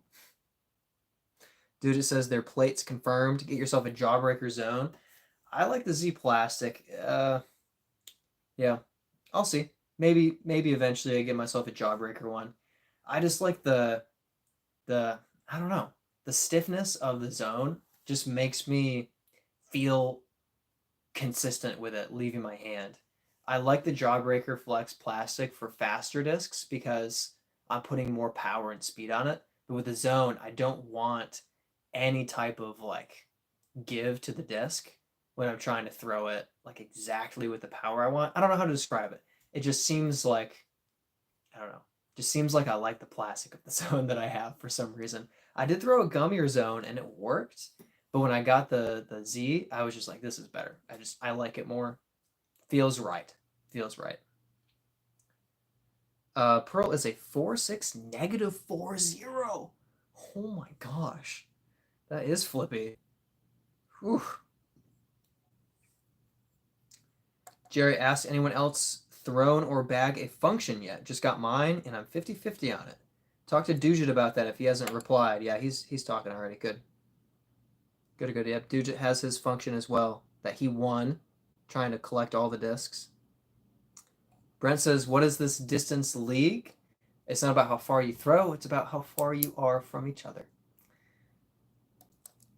So basically, we're playing rounds across the United States, and you play a course and get your UDisc rating and submit it, and your opponent will submit their UDisc rating, and based on their UDisc relevant handicap, you'll have a winner or a loser. I was the eighth seed, and I squeaked out a win against the number 1 seed. So now everyone is cheering for me to take down the distance league, which would be really nice. So I could use $120 or whatever it is. That'd be really nice. And Brent says, how do you even have a chance to win? Yeah. Well, Doc says it's handicapped. The handicap is the worst part because my brother, Jake, has the lowest handicapped, lowest, whatever. And I'm second, and I'm pretty close behind. So basically, I had to shoot 83 points better than my opponent. 83. So my UDisc rating had to be 83 higher than his. So if my opponent had put up like a 180 UDisc rating, I would have been toast. It's kind of crazy. The handicap is a little bit more than I expected it would be. Yeah, it's a hefty handicap. Good thing you played bad. Basically, Brent, I need to put up 255 rated UDisc rounds for my next 2 rounds, and then I have a chance. But I could still lose.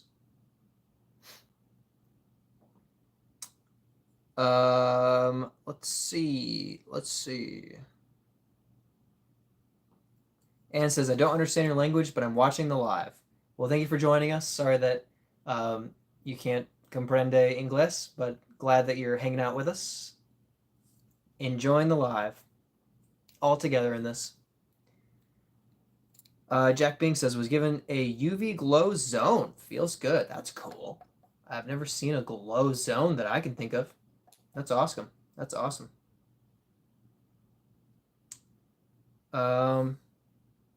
Jerry, swapped my zone for a Razor Claw 2 Lux Vapor and never looked back. Wow. I've also got a drop that I like a lot. That's cool. I have not tried the Razor Claw or the drop, but I do like the Lux Vapor Plastic. If that's the Discmania Vapor Plastic, I'm guessing. What do I have? I have an Enigma NDU Vapor Plastic. It's right. Yep. First try. Yeah, in the Lux Vapor Plastic. Like the plastic, so I would be interested in throwing other discs into plastic for sure. This is one that I need to get off the shelf and in the bag soon for some practice throws. Also, I stained it. I can't get this out. Oh, maybe I can. I got some of it out, but either way, should get out in the bag soon, hopefully. Doc likes the icebreakers more than the zones. Says zones are just okay.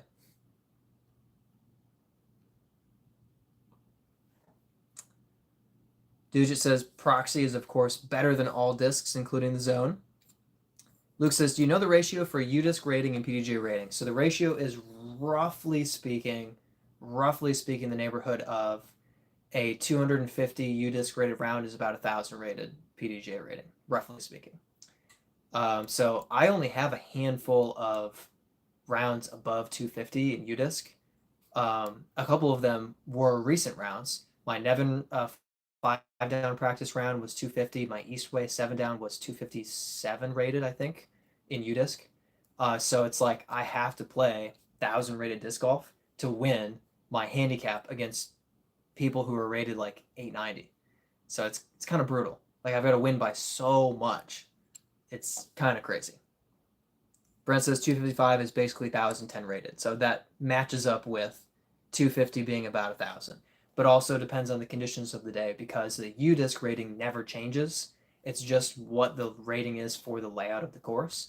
But your PDJ rating, if it's a super windy day, you could have a UDisc rating of 210 and a PDGA rating that's closer to 1,000, even though it shouldn't be, because the course might just play really hard for everybody that day.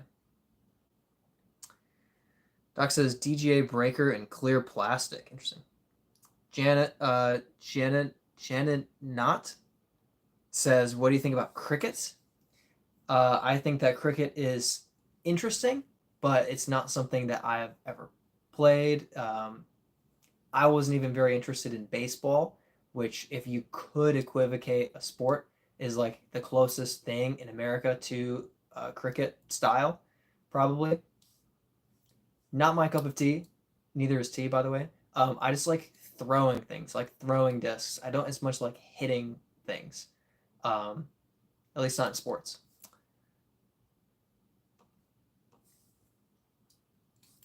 Let's see.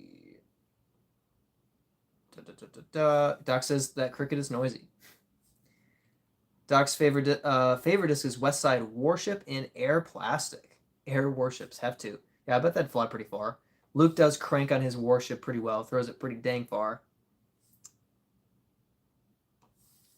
I would say that they're very gently understable, so when you can throw with a high level of power, then the warship can turn. But yeah, it generally flies pretty straight for most people who don't have, 400 feet of power. Bryant, first tournament back in MA1, ended up winning in a 6-hole playoff. Heck yeah, Bryant. That's great. Bryant has tested the waters of MPO and decided that he didn't like it there. He wanted to just go back and destroy people in MA1. No. It was really cool, though, to hear about his story of kind of seeing what MPO was like. And, I mean, Bryant will probably be the first one to say he wasn't getting close to winning anything in MPO, and then steps right back to MA1 and takes a win. That's awesome.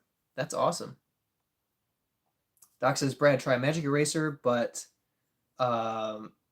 might take off the die. Yeah, I'll think about that. We'll see if it can just get scrubbed out first. Tech9, what's your opinion on the Buzzsaw, and what do you think about smaller manufacturers like Gateway? Good questions. I have not thrown the Buzzsaw, and I haven't bought one, so my opinion is there might be one in the house somewhere. My brother probably has one. It looks a little bit stable, a little bit more stable than I want out of a disc for a mid-range, unless I'm really going for stable, in which case I have my Mint Discs Taco. So not necessarily my style. I get some of the hype because it's pretty cool looking, but I don't know. It's cool. Not worth the money. Yeah. Gateway, I think they have some good discs, but I feel like Gateway also just kind of manufactures some very uninteresting discs that don't fly well. Actually, most of my Gateway is at the bottom of my secondary shelf. It's not on display here. It's off screen. Just some overstable mids and putters, and I just don't like how they fly. I think the Wizard is great. but I don't have enough experience with a lot of gateway discs. I've only thrown a handful. So I'm definitely, my sample size is way too small to have a true idea of what the manufacturer is like in general. But I don't mind small manufacturers. I think they can exist in the marketplace of discs. And if they happen to break through with something that the other manufacturers aren't doing, then congrats to them. People like a Trash Panda with leaning into recycled discs. Nobody else is really doing that, so they have a niche that they've carved out and are succeeding in it. So that's cool to see. So I'm for it. Anne's asking if any of us speak Portuguese. I don't. Doc says Buzzsaw is a great money grab, but buzzes just don't work great for me. More of a truth guy. I got myself a truth. I didn't know you like the truth. Oh gosh, I'm so far behind. So Luke, when you shot a 205, I would think that'd be 910 rated, depending on course conditions. Two smaller companies that I really like are cheap right now, says Doc. Dude just says finish line discs are good, or heard that they're good.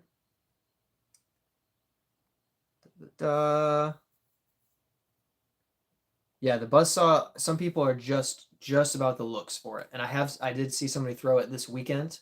Actually Christian Stewart threw it this weekend. If you know who he is, he's got a pretty well developed Instagram in the, I think it's Queen City Discs or Disc Golf, something like that.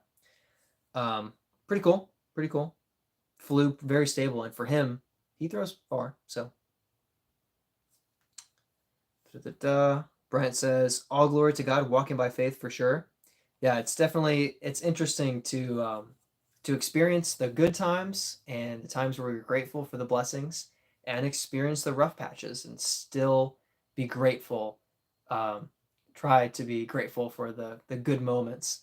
But yeah, it's definitely an experience, and it's not perfect, but there is a lot of peace in knowing that ultimately we don't have to be perfect. We can't be perfect.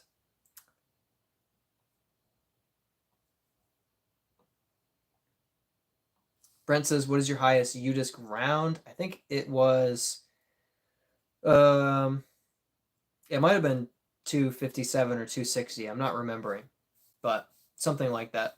I have higher ones that are like doubles rounds, so they're, they don't count. But yeah, I think it was about 260. Dude, it says, you're making me want to pick up a white clear disc, Doc. He does say that. He does love his clear discs, go further, science, and all that. Yep. Sanford says, Gateway Wizards are goated. Journey is also a solid driver. Have not thrown the Journey. I'd be interested to. Doc says, also good band. Tech9 says, throw an Element and Assassin. They're both really good. Dude just says, only Trash Panda disc I have is the Inner Core. Yep. Haven't thrown it. Doc says, I do wonder if disc companies were recycling plastic but just didn't say it too much because people might not want recycled discs. I will say that we have known about some recycled discs, and the R2 plastics are recycled, or at least partly recycled. And I think they intentionally sell them at a slightly reduced price because they are what they are. Some people really like the R2 plastic. I don't know about other companies doing recycled stuff, but yeah, I haven't heard it become like a really big thing, but I think Trash Panda leaned all the way into it, where they're like, everything's recycled, 100% recycled, whereas other manufacturers are like, we recycled some of the plastic. It's just part of the process.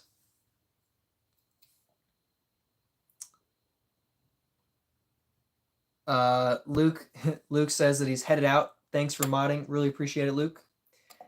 Telling the other mods to stay working hard. Appreciate all of you guys helping make the chat good. Dude, it says, would also buy the Fancy Scorch. Sanford says, hot take, Innova is overrated. They have probably the most inconsistency within the same molds and had some flashing lately. Definitely haven't thrown any very recent Innova, but I mean, you guys know my bag. I have 8 or 9 different disc manufacturers um, in 22 discs. So I only have 3 or 4 of one brand.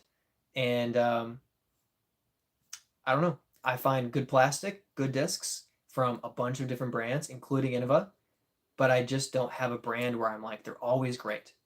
It feels like Discraft has the reputation for the most consistent, high quality, consistent flying product, but I don't know. I've also seen people who are just Discraft diehards, and then I just don't see their discs flying that well. Sometimes it's them. Sometimes I feel like the discs aren't always better than another company. So I don't know. I like building my bag together from what flies well for me, and it's possible that Innova is overrated, but I still think that you can find tons of great discs that fly really well and that don't have flashing. But if there is a weakness, there would be a weakness if you're getting multiple of the same disc and they don't fly the same. I grabbed 3 Braves in one weekend, and they all fly exactly the same. So you want that. You want them to fly consistent so that you're replacing your disc with the same flight path. And if Innova's not doing that, then that's a problem. I haven't experienced any of the flashing, but I haven't thrown recent Innova. My newest Innova disc that I bought was my. Get to show this one off. This is the prototype Vela, which is technically not Innova, I guess. Technically, it's Millennium. Millennium? Yeah. But yeah, that's my most recent one. I don't know. Seems good. Very stable. I think it's even more stable than the normal run of the Vela. So overstable.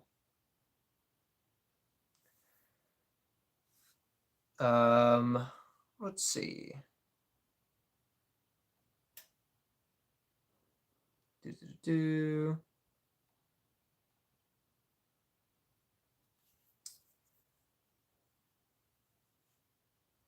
And says this throwing sport has scoring. That's correct.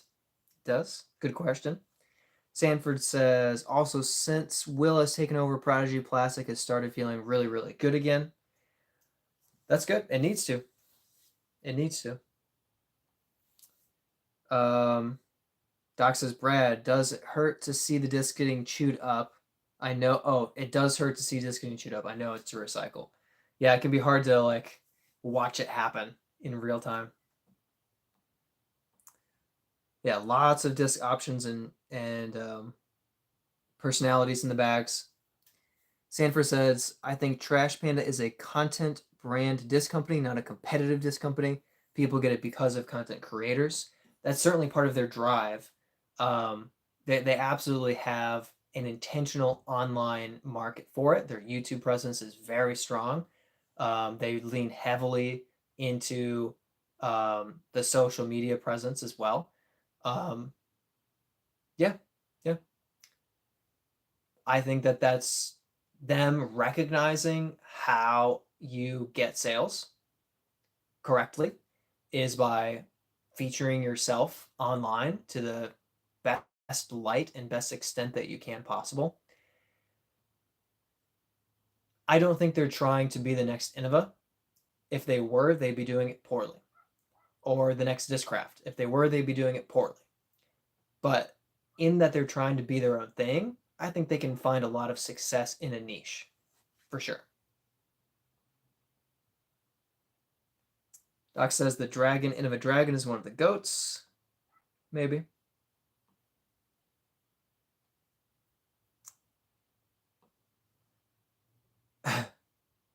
Anne says, thank you for answering me.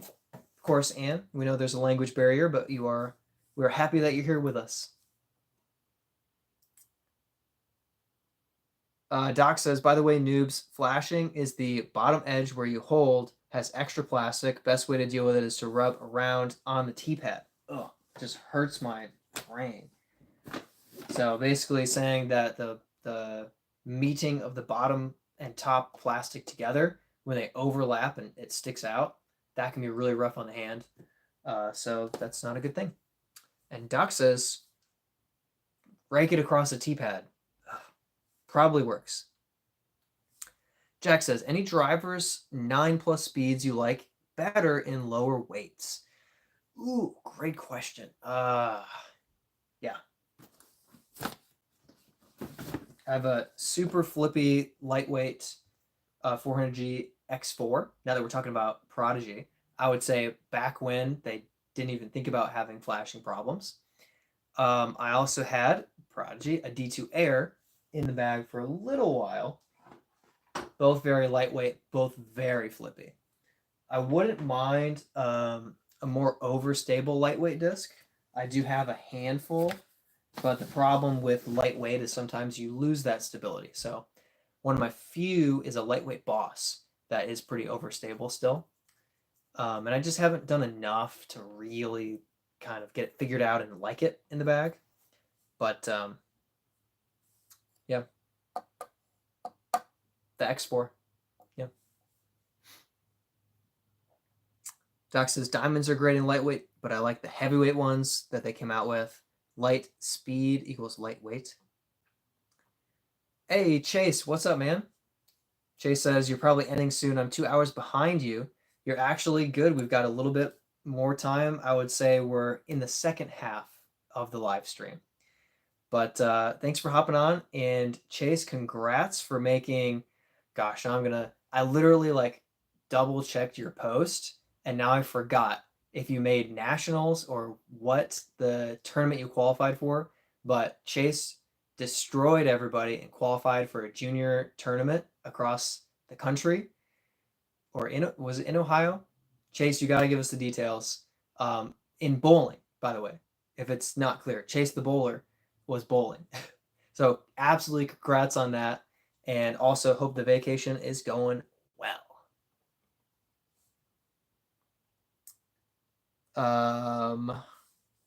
Doc says that I usually go around 8 hours. More if you donate. Yeah, last week I was starting to wind down and we started getting donations. And so I was like, okay, well, hey, if we're getting a donation, I've got to keep going. So then I kept going, got another donation, kept going, got another one. So I went for like an extra hour and 20 minutes. I was so exhausted, but it was great. It was great. Worth it. Get him talking soup might be a 12-hour marathon. Yeah, Chase is like, that'd be crazy. My throat would hurt so bad. Here I am thinking I just need to take a drink of water.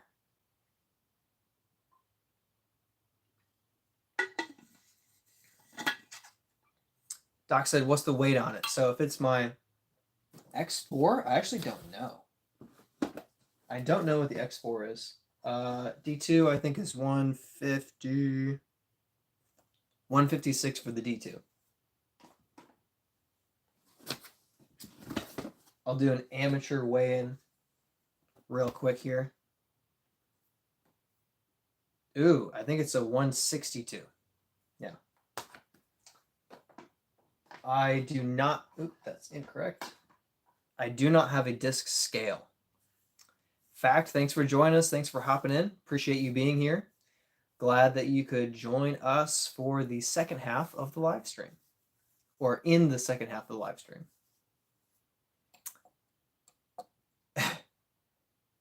Oh, Brent says, I don't want to make you cry or if you explained it, but explain what happened on holes 17 and 18 round 2 at Eastway. Yeah, it was brutal. So basically, I pulled my drive on 17, but only a little bit. And there was a ripping headwind. So instead of it pulling and just kind of swinging and fading, it just kind of pulled and went really straight. And it got the worst tree kick imaginable. It was low too, like 3 feet off the ground. Hits a tree and pops up to the right. Goes flying out of bounds, well out of bounds. Then you know what it's like early on the right side. There's like a tiny chance of getting there, but most likely you're not. And I got most of the way there, had a bad kick to a bad spot, hit my forehand gap, but before I could fade, I caught a tree and I missed a 50-foot downhill putt. So I took the double bogey. 18 was just brutal. I I was a little bit early. I didn't want to pull it again. So I was a little bit early on the tee shot, was starting to drift right, but caught the tree that's, I don't know, the left gap, the left tree of the initial gap. So I made it like 70 feet off the tee pad. So I've been sick of throwing forehands all day and not hardly getting anywhere with them. So I go for a stance out backhand, swing a little inside and catch the same tree in front of me, kick off to the right, have a terrible lie, throw, get kicked off to the left side, have a terrible lie, throw to get out, get kicked back in, have a terrible lie, actually throw a great turned over forehand that was swinging down the fairway, hits a tree, threw a zone upshot that was really, really good. Suddenly it starts skipping down toward the OB. Thankfully, it hits a tree. I don't feel much wind, and I'm 240 feet from the basket, so I go to throw my sole out on the left side. Flips over like crazy, hits a tree. So 7 shots, 7 tree hits on hole 18. No OB. Had a 60-footer up the hill that I just didn't even get close to making. Tapped it in for the quad bogey. After that point, I did not have the mental fortitude to play the rest of the course well. So I took some birdies, took some more bogeys, just struggled. Today, I hit the cage 5 times out of the first 7 holes, and I think I was 6 over through 9, and then ended up only 3 over at Nevin. So it was a really, really stupid, tough start, but I put together some birdies late, and actually played okay for that 9.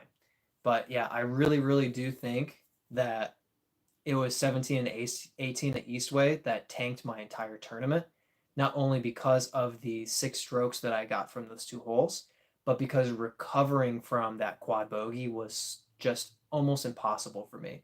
It took all of the momentum out of my entire weekend, and it basically made cashing almost impossible. And just from what I felt like was 2 mediocre tee shots that resulted in a double and a quad bogey. Meanwhile, other people had those mediocre tee shots and took pars on other holes because the holes were just happened to be easier holes that they screwed up on instead of the more difficult, punishing times that I screwed up. So basically, that's it. Yeah. Da, da, da,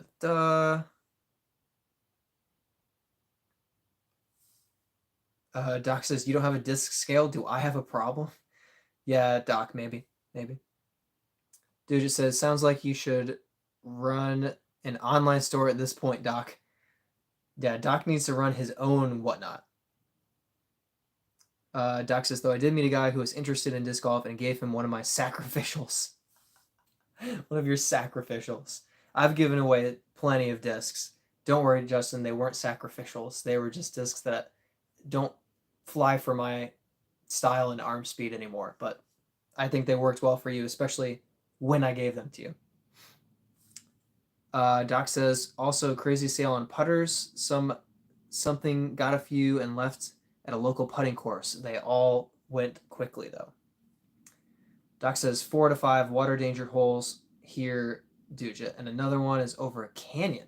That's fun.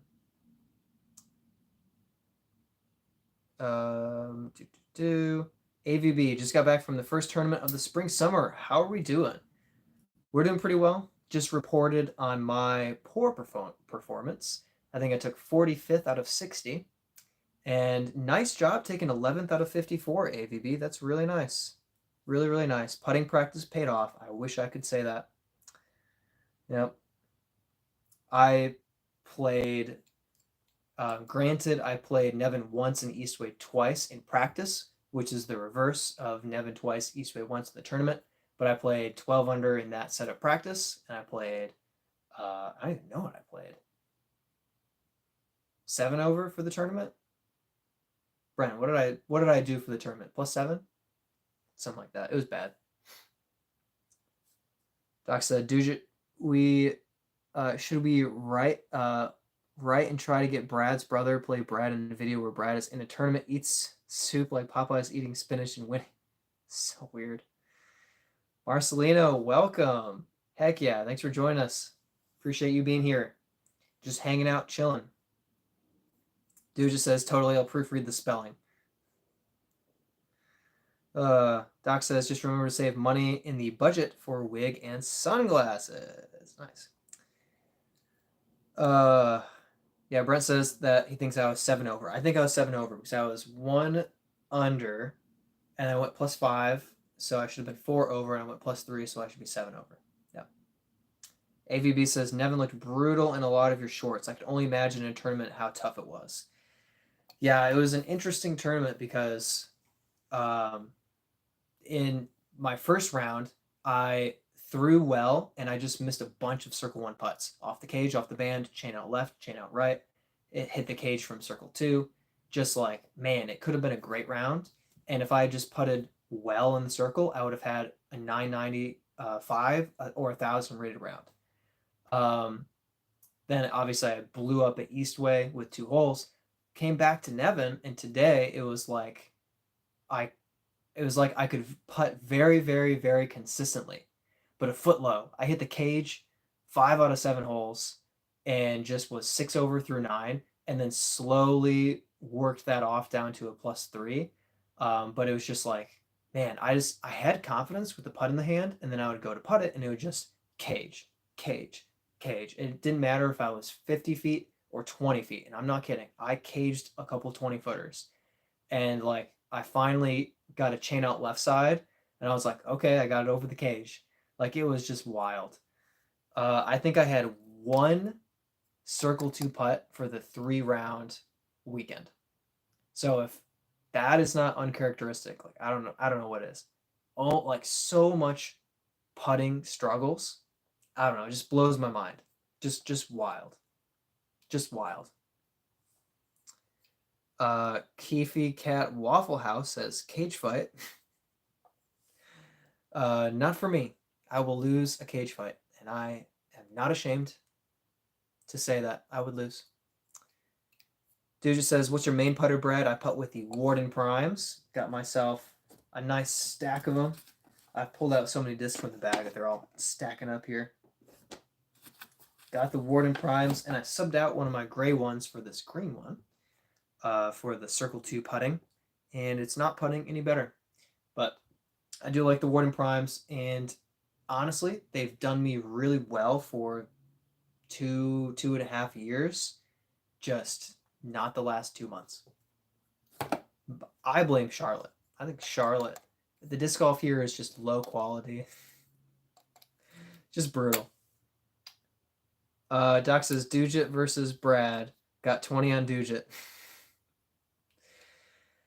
Yeah, we'll see. AVB says, knowing and seeing your mistakes is key. Now you just visualize the adjustments and get out there for a W.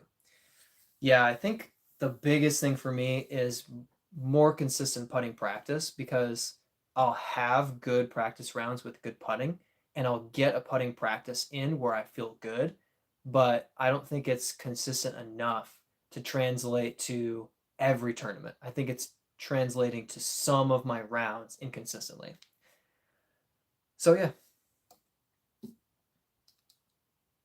Zeed says Ed Sheeran, first Ed Sheeran reference of the night.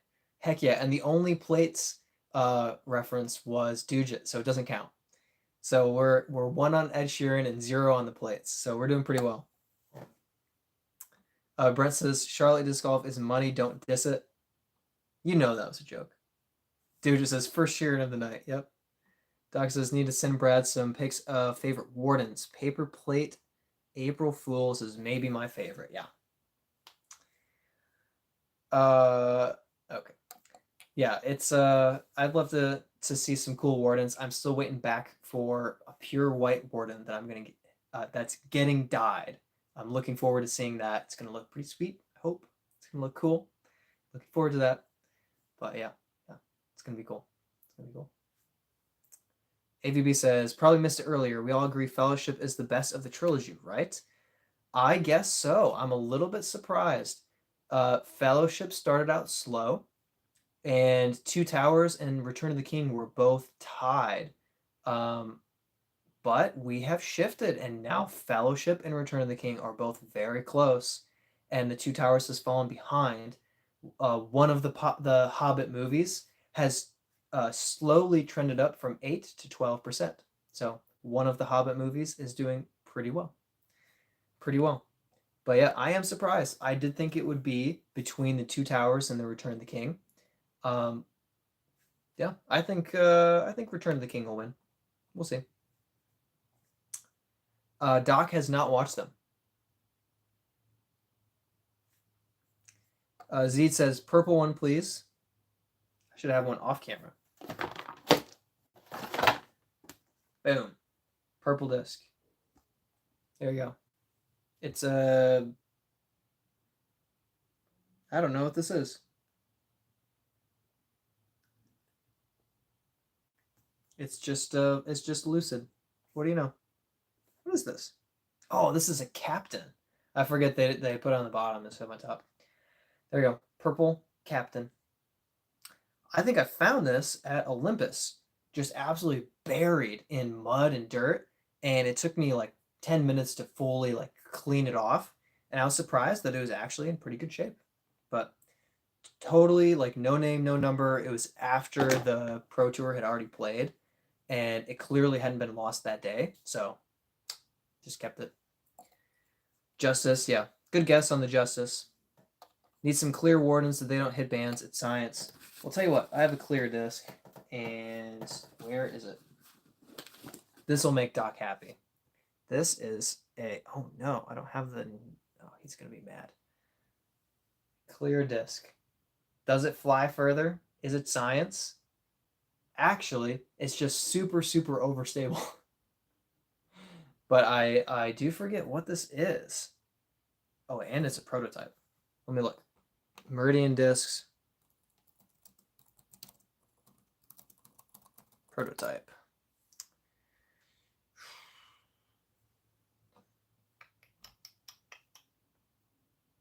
The Tundra. I think this is a Tundra. Pretty sure that's what it is. 2401 flies like a 2403 for me. So what do you think, Doc? Is the Meridian Discs Tundra clear enough for you?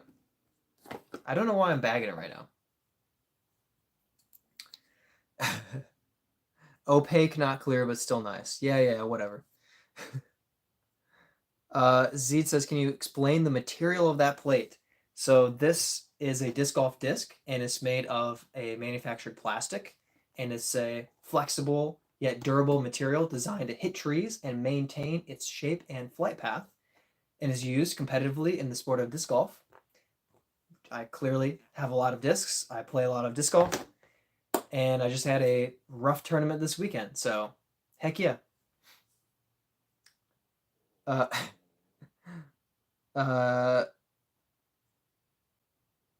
Dude just says, yes, first plate mention of the night. Yeah. 1-1. The Arowitz says, hello, did you go to church today? Does the pastor play disc golf?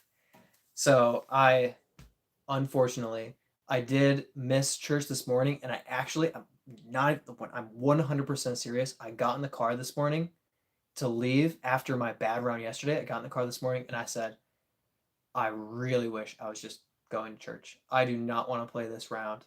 I do not want to go to Nevin. And yeah.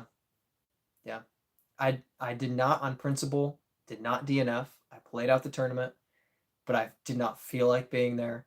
I felt better once I got warmed up, but still. So I missed out on church, but our Sunday school class is going through a video series, and I have access to that video, so I'll be able to catch up and be ready for discussion next week. But yeah, it was a bummer that my third round of the Queen City Gambit was scheduled in the morning during church service. But the good thing is the vast majority of my tournaments are around 2 to 2:30 p.m. on Sundays. So when I am playing on Sunday, it's in the afternoon after church, like 95% of the time. So I rarely have to skip church to get in the disc golf. Or it says you can still stream church service, still Sunday. That's true. I can watch the service back. I have really enjoyed our series.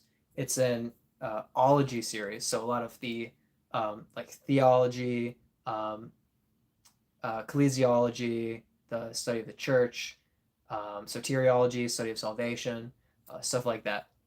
Biblical theology, systematic theology. Although I'm not sure that they're talking systematic. But anyway, been really very interested in that series, and very appreciative of what they're doing. It's very education leaning, which sometimes church is only preaching, and I'm not criticizing preaching, but I appreciate both teaching and preaching on Sundays in the main service, and they're leaning toward the teaching a lot, which I like. I like a lot of that blend of teaching and preaching. Definitely my style is leaning towards teaching as well. Okay. Doc says, Brad, Didi for a while made super soft putters. You go taco.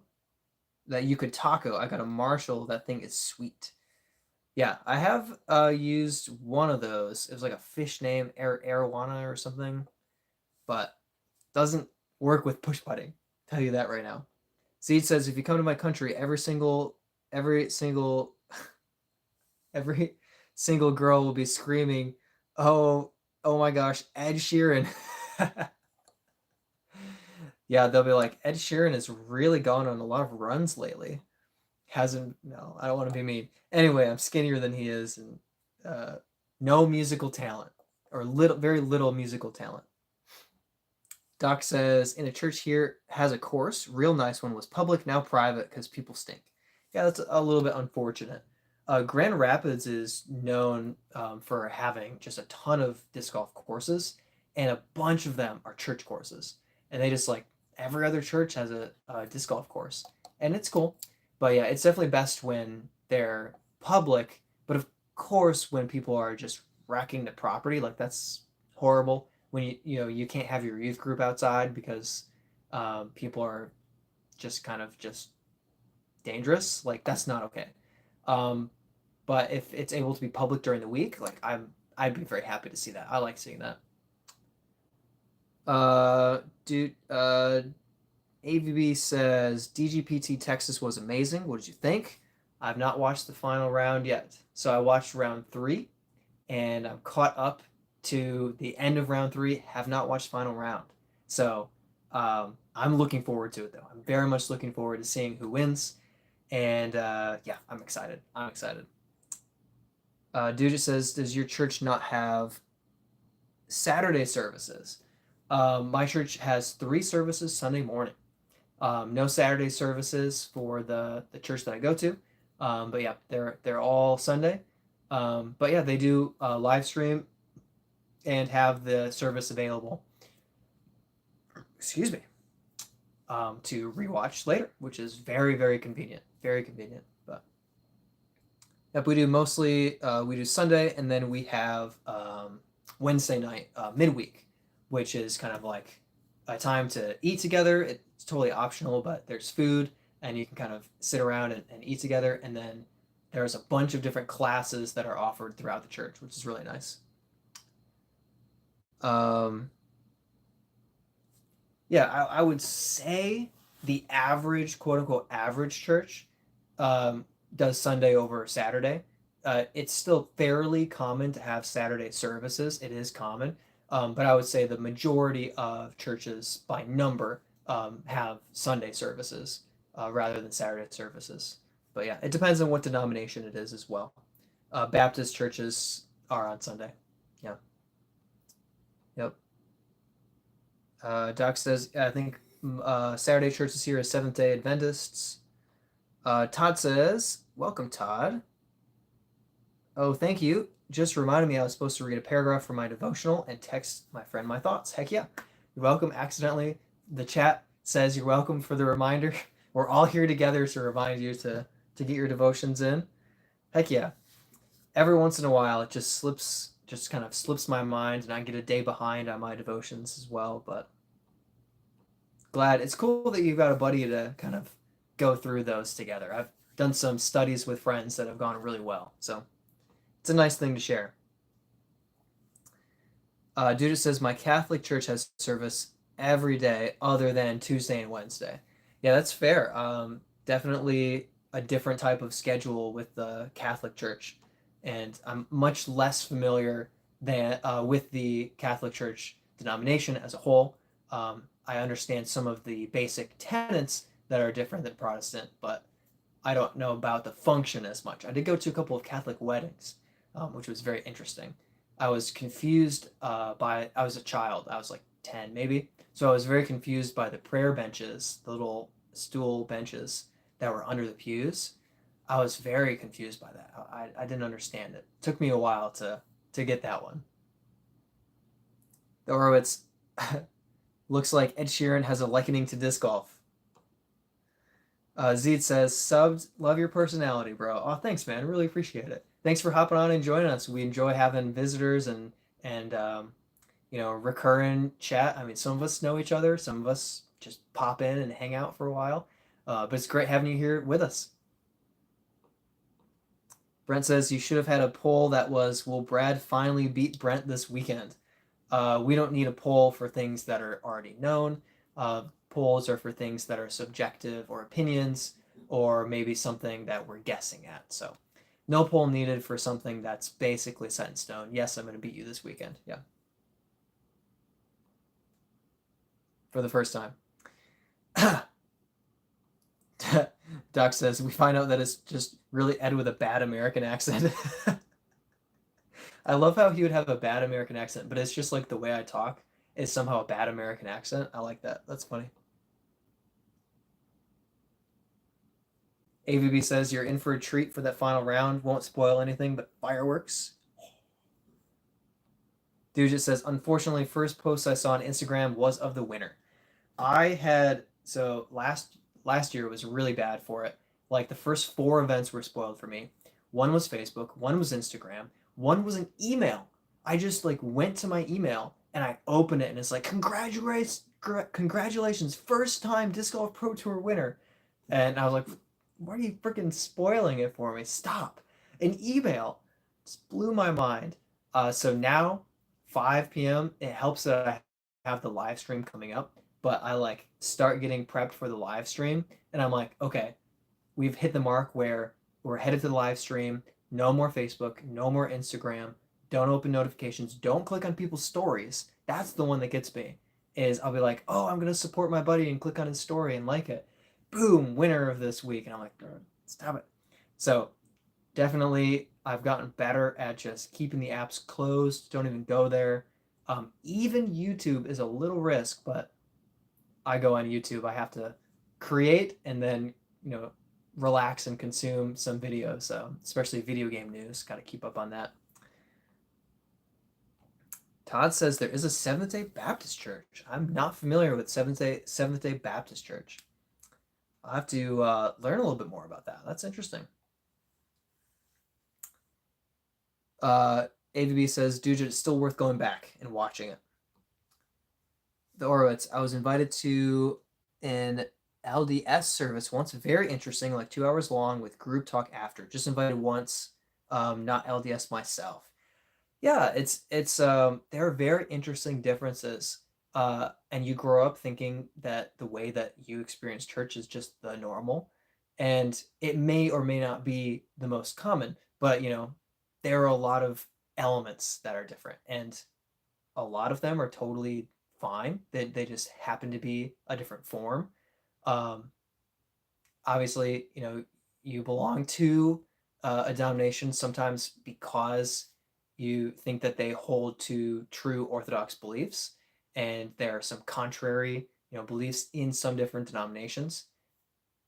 But overall, I think there's just a lot of elements that people have preferences and they lean here because they like to be really expressive during worship. They lean here because they like how the teaching is. Doesn't necessarily mean that it's wrong. It's not always wrong. Sometimes it's just different. Every once in a while there are some crazies. But okay, I gotta catch up. Good night.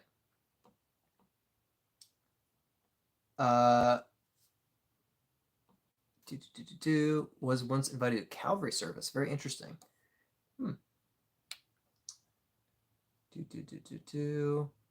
Brent says we will win together Sunday for doubles. I sure hope so. I think we'll do well. I think we're gonna handle Kilborn really good, really really easily. That's a spoiler email. Yeah, seriously. We have a hello. I most certainly cannot read that, but hello, welcome to the channel. Appreciate you popping in and saying hi in the live stream. And Doc says, yeah, when the name of the video is Wow, I won X.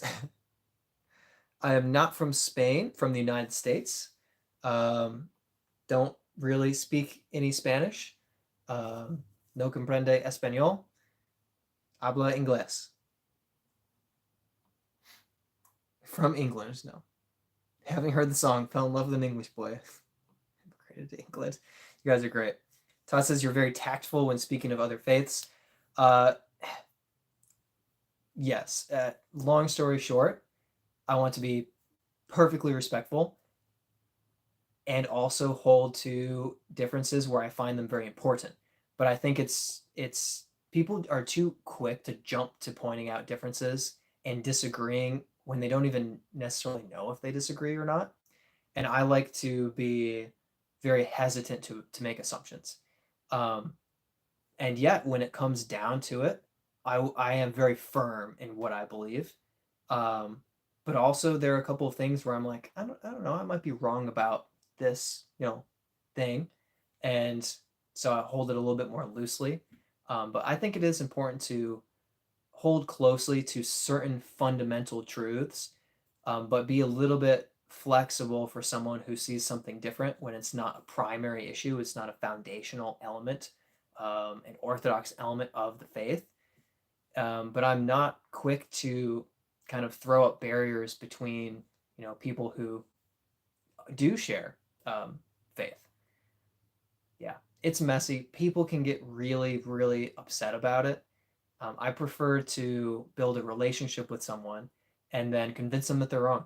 No, but actually have conversations, because if I'm convinced that I'm right, I don't need to shame or attack someone that I disagree with. I'd much rather have a conversation with them and stand firmly in what I understand to be true and see how we disagree. So apparently Ed Sheeran is from Halifax, West Yorkshire. Doc says, try to be nice to others' religion and beliefs. Also, I follow a carpenter's son. There you go.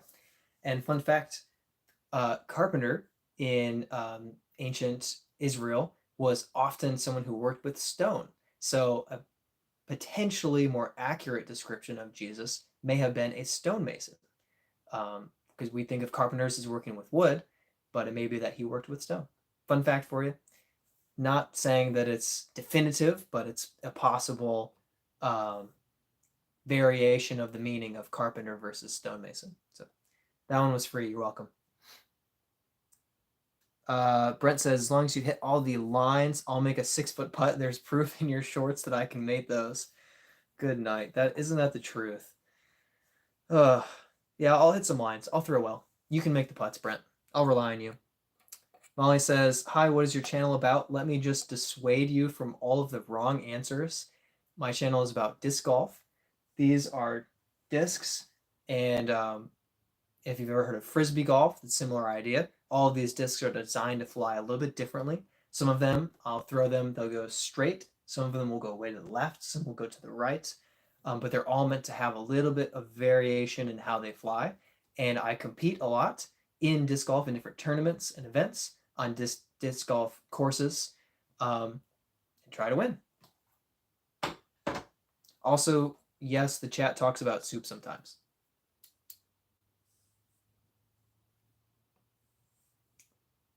Plates and soup. Yep, there we go. Brent read that and laughed before I remembered shorts. You mean video shorts. Or it says, very good thought. Yes, tactful and good self-PR. There are too many rude people.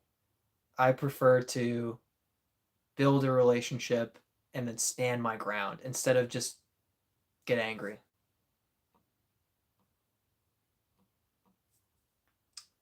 Traveler says, what West Side molds do you throw? Oof.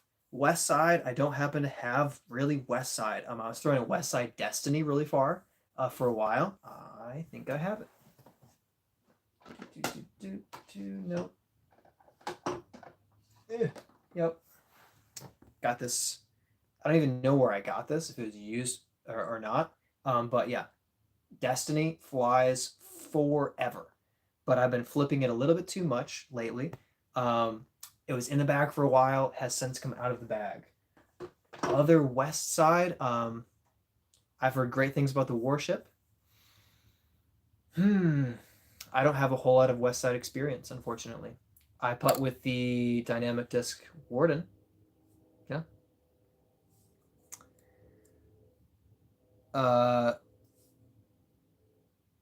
Dude just says, all right, got to go for now. Might join back in an hour if you're still on. Okay. We'll see if I'm still on in an hour. That'll be pushing it. But thanks for joining us, dude. Really appreciate you being in the chat and being a mod for us. Thank you so much. And have a good one if I don't see you. And if I catch you later, then welcome back in advance.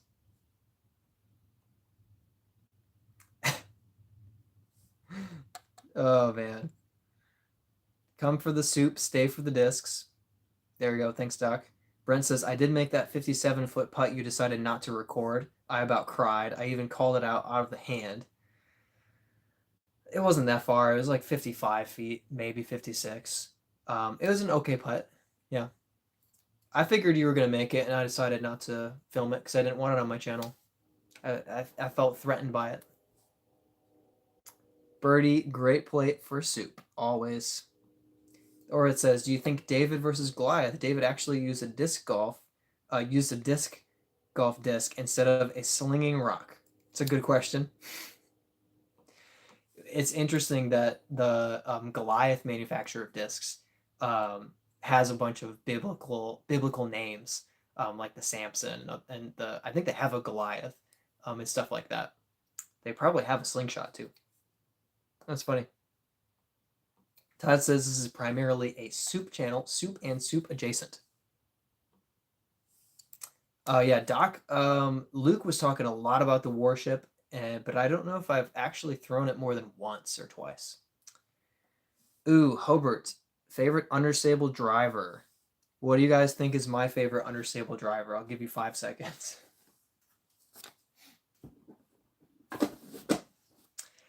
Dun, dun, dun, dun. My favorite understable driver is the Brave. Gentle drift to the right, 7.6 -1.2. It just has the flight that I want for it, but it doesn't turn and burn.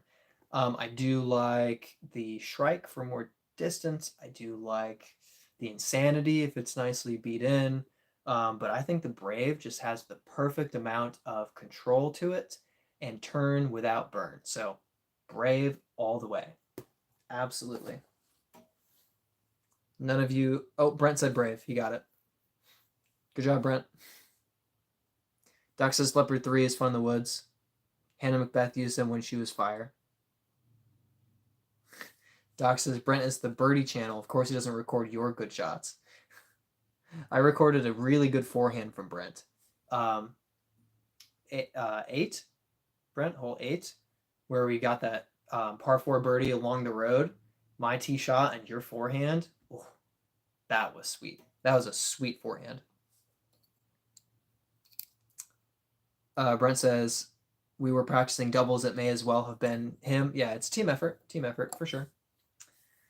We'll see how much of the effort from this team comes from me and how much comes from Brent. Although at Kilbourne, I feel very confident. I can birdie any hole at Kilbourne, and I know Brent can too. So between the two of us, I think we're going to get a lot of looks. And if one of us is putting really well, I think we'll get a lot of birdies. And Brent's been putting well. Doc says Tesla. Tesla, way to go. Dang it, way to go, Brent. Does that mean that Brent wins the Brave? No. Hobart, no problem. Brave is just fantastic. If you really want flippy, I go for the shift. The streamlined shift is just a big turnover shot. But yeah, Brave is my favorite.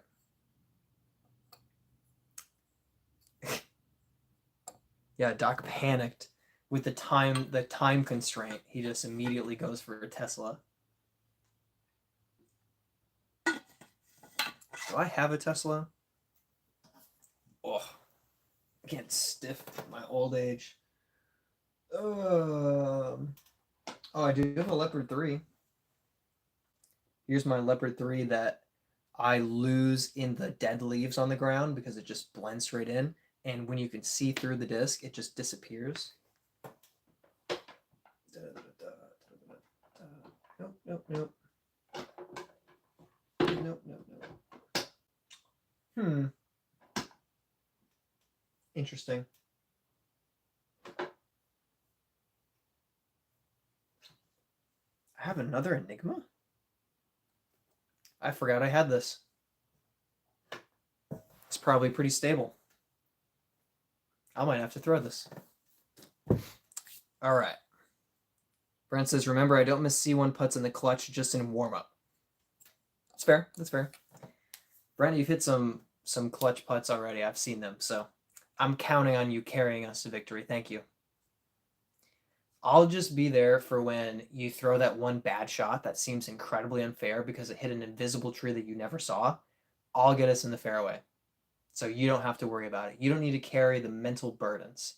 And that way, your talent and my occasional mediocrity will balance out together for a great doubles team. Doc says, yes, red and orange, not for the fall. Should take at least an hour to go through your discs, plus 45 minutes of finding discs you put elsewhere and forgot about. I should do that. I actually thought about counting all my discs so I could give you guys a precise number, and then I didn't do it. Brent says, brother, Wingate did me so dirty, like 4 invisible trees in one round. Wingate was tough for us. Brent came out in 3rd place, got his money back. That was nice. It just was rough. Just a struggle fest. Oh, man. Just so tough. The course isn't even that hard. It just kept on hitting stuff that we couldn't see. Brent got the worst of it. I just couldn't putt. Yeah. Tough. 969 ready to round. Even when it didn't feel good. 300 feet on the Leopard. Get it 300 plus first. Oh, on my disc collection. Got to get over 300 discs. Yeah, I'll count them soon. I'll see. We'll see. I'll have to count up and see if I'm pushing that 300 mark. I think I'm close. With discs that I have in the car, off camera, in the bag, on the shelf, and on the other shelf, I've got to have 290. Doc says, Brent, I went 200 feet left of the tee pad, maybe 20 feet toward the basket. Brent says, as long as it's closer to the basket. Oh my goodness, that is brutal. I feel you, man. I feel you. It can be tough. It can be tough. The good news is you'll eventually get there. Eventually. Wow, a surprising upset with Fellowship of the Ring taking first place in the poll at 34%. The Two Towers only holding at 22%. Return of the King at 32%, only 2 back from Fellowship of the Ring. And one of the Hobbit movies at 12%, which I think is fair. I think occasionally people just really enjoy the Hobbit movies, but I think as a whole, it's pretty recognizable that they can't quite stand up to Lord of the Rings for the broad audience. But they're fun. They're really fun. I liked them. I watched them once in theater, and then I watched the extended editions on Blu-ray, and I enjoyed them. I enjoyed them a lot. But I won't be doing a like I will with Lord of the Rings. I'm not too shocked that a lot of people enjoy the Fellowship the most. The beginning of the journey, the unfurling of the story, it's really a beautiful story. But beating the Return of the King, I am surprised at that. I am surprised at that. Good job, guys. You are shocking me. Duxus was too focused on not hitting people. Yeah, Brent says that's been Brad's luck recently. Oh, my luck recently is that I'm just bad. I'm just bad. Doc says, Brent, any chance it was the other Ed Sheeran who threw the disc at Brad in my short? Not Ed Sheeran. He did not look very musical to me. Brent says, first tree, bad kick. Second tree, bad kick. Third tree, bad kick. Justin says that he's a comedy over action guy, so that's why he likes The Hobbit. I think that The Hobbit has plenty of that comedy, but I think that Lord of the Rings has better comedy. I think that it's more subtle, but when Legolas slides down the stairs in Helm's Deep on a shield and then like jumps off the shield and launches it into an Uruk-hai's neck, kills him, like it's hilarious. When Gimli's axe is embedded in the nervous system of a dead twitching orc, Uruk-hai, I guess, at Helm's Deep, it's so funny when Legolas and Gimli clear the causeway at Helm's Deep, and King Theoden is like, "Get in here!" and then throws the board up really quick, like they're supposed to just escape from a causeway with no way out. It's just so funny, and gosh, Eowyn soup. Oh man, it's just there are so many little nuggets throughout the trilogy of the Lord of the Rings where the comedy is so crafted into the storyline and into the subtleties of the dialogue. Gimli talking about how dwarves are natural born sprinters. I mean, it's just there are so many good, funny moments and laughs in the Lord of the Rings trilogy. I just feel like the humor is just it's just advanced humor. Do it for the Gipper, Samwise, the old gaffer. Justin says, sorry, I don't remember any of that. It's all funny. Patrick, matched my best round ever today. Negative 11 at Sunset Ridge, Hudson, Florida. Ooh, heck yeah, dude. Congrats. Negative 11, dude. That's crazy. Congrats, dude. I'll have to look up Sunset Ridge, but that is awesome. Good job. I tied my most mediocre round ever in a tournament. Doc says, best part of Lord of the Rings is where Samwise is allowed to play in the team and tackles that guy. Yeah. That is, shoot. I cannot believe I can't think of the movie. Rudy. Gosh, took me a second. Notre Dame for life, go Irish. Anybody lagging? I'm not lagging, maybe. Justin says, one of the funniest parts I remember is when Gimli runs past everyone else. I think that was The Hobbit, and that was Bombur running past everyone else. When they're running away from, oh shoot, what's his name? Bjorn. When they're running away from Bjorn. And he picks up speed and flies by everyone else. That is Bombur in The Hobbit. I don't think there's a part where Gimli runs past everyone else in Lord of the Rings. Anyway, nothing that comes to mind.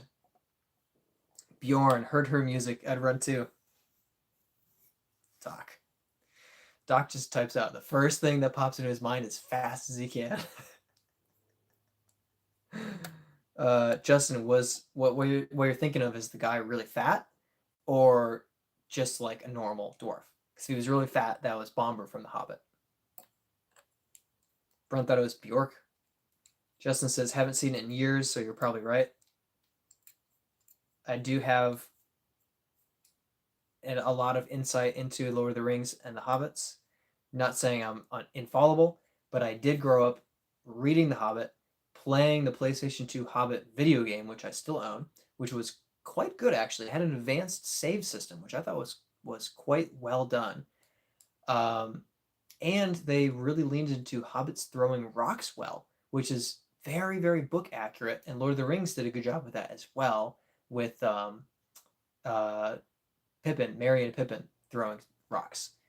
Bilbo does it in The Hobbit as well, some, so good on them for holding to that. But anyway, and then the Two Towers video game, the Return of the King video game, the Third Age, the War in the North, Shadow of War, Shadow of Mordor, and Lord of the Rings Conquest. So basically, any Lord of the Rings media that I could get my hands on, I was watching, playing, or reading. Yeah, pretty much.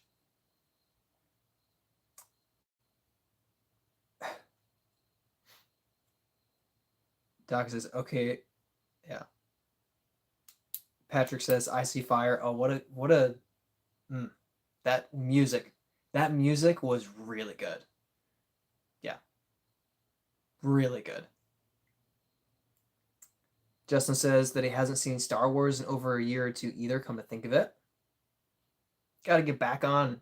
You gotta get Lord of the Rings trilogy and Star Wars and just spend a couple of weeks refreshing yourself as an older, more mature person and just fully give all the movies your attention and then come out on the other side and then reflect for a couple of days on how your experience was of the characters, of the story, of the comedy, of the action, and just let it soak in and then see how you feel after another month. And Justin says, and you call me a nerd hearing you just talk about Lord of the Rings. That's what I'm saying, man. Nerd knows nerd. I'm qualified. I wear contacts. I have glasses. Although that's more geek, but anyway. Brent says, I have to dip. Have a good evening. Brent, thanks for joining us. Really appreciate it. And I will see you Saturday. Unless you have a lunch break in which we can get 5 holes in. Otherwise, see you Saturday.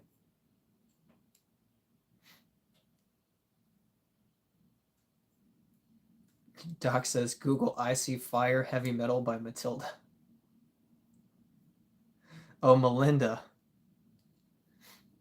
Justin says, can't sit down and pay attention that long until it comes to hunting, then I'm all there for hours on end. So just pretend like you're hunting, but you're hunting for a good story. That's all it takes, and you'll love Lord of the Rings.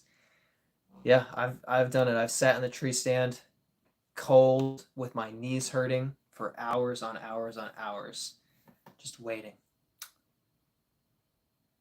But I would rather watch Lord of the Rings. But I did like hunting. Doc says it's a great version of that song. She's a Celtic singer. Interesting. Haven't heard of her. Whew. I'm starting to get a little bit worn down. I think we might have to call it at 9:30 today. I know it's going to be only 3 hours, but I am getting a little brutalized. Nevin, Eastway, Nevin in 2 days will do that to you, though. Doc says Celtic brand of discs would be fun. Guess we got Viking discs. Yeah, that'd be interesting. Celtic would definitely have a few more, it'd open up more options. That'd be pretty fun. I like that. Justin says, I feel like we're going downhill in chat. I'm starting to say stuff. He's starting to say stuff. It's just called participation. Oh no. Doc's Doc donated. Thank you, Doc. Says soup pick me up. Doc's here to make me keep going the stream. Doc has my number. He's like, "Oh, you're getting tired? No, you're not." It's like the Geico commercial where the guy has like a dollar bill on his fishing line and he's like dangling and he's like, "Oh, you almost got it." And the guy's like reaching for it. That's what I feel like. But thank you, Doc. I really appreciate it. Got to go soon too. 5 a.m. comes early. Yeah, it does. Yeah, it does. We always appreciate you hanging out for as long as you can with us. We always have a blast with it.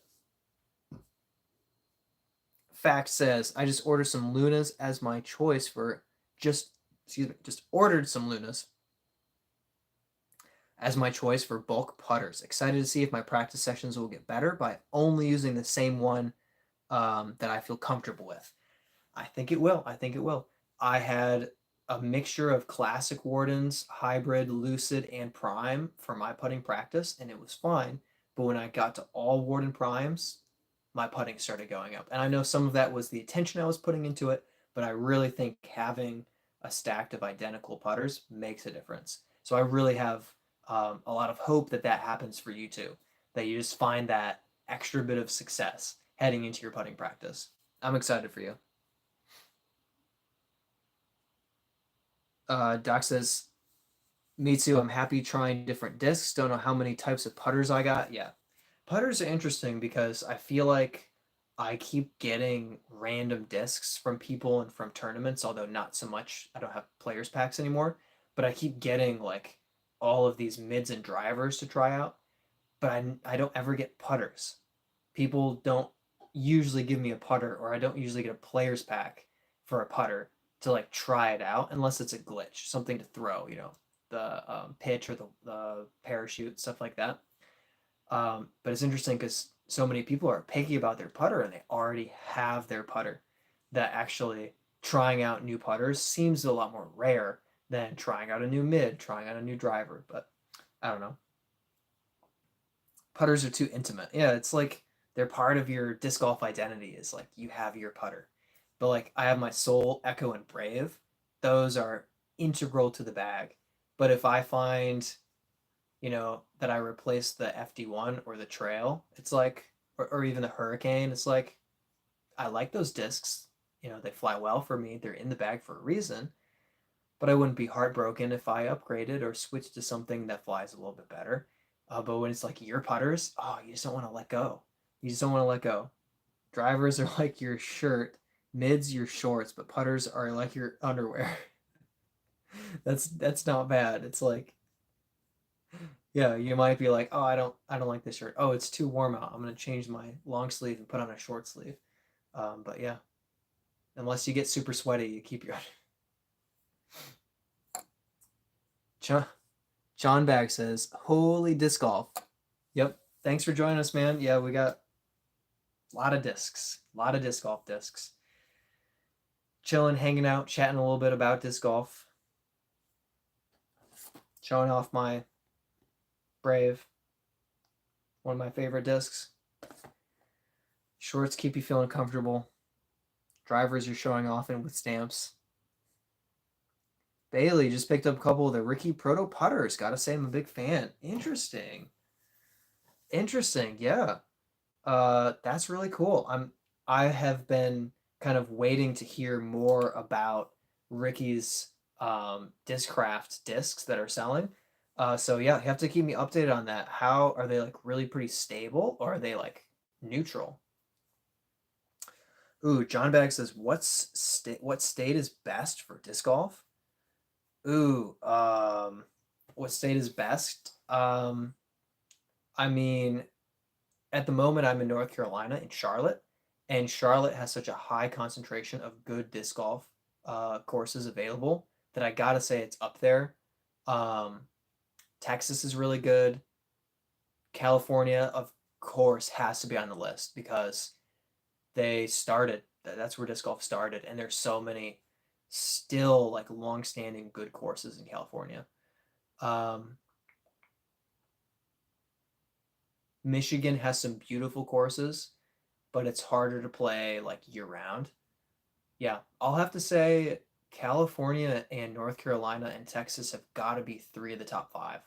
So I'll put that out there. There are other states that are known for like a really good course or two, but like Maple Hill doesn't make Massachusetts a better disc golf state on its own. So yeah, I would say Texas, North Carolina, and California have got to be three of the top five. And then Michigan's pretty good. Florida's good. Tennessee is good. Uh, yeah, good question. I don't know. Doc says Florida and Texas. Oh, North Carolina, Florida, then Texas. California, he says, is falling off. I think even if California is falling off, I think they had such a strong foundation of prevalence of courses and creative quality to their courses that they're still like up there in conversation. But it does seem like they're not necessarily improving on course design. How close to the pig is the proto putter? They are pretty stable on long putts, but a lot of glide and straight putters for inside the circle, deep rim. Okay. I mean, that sounds interesting to me. It sounds like, a similar thing to a Warden or a P2.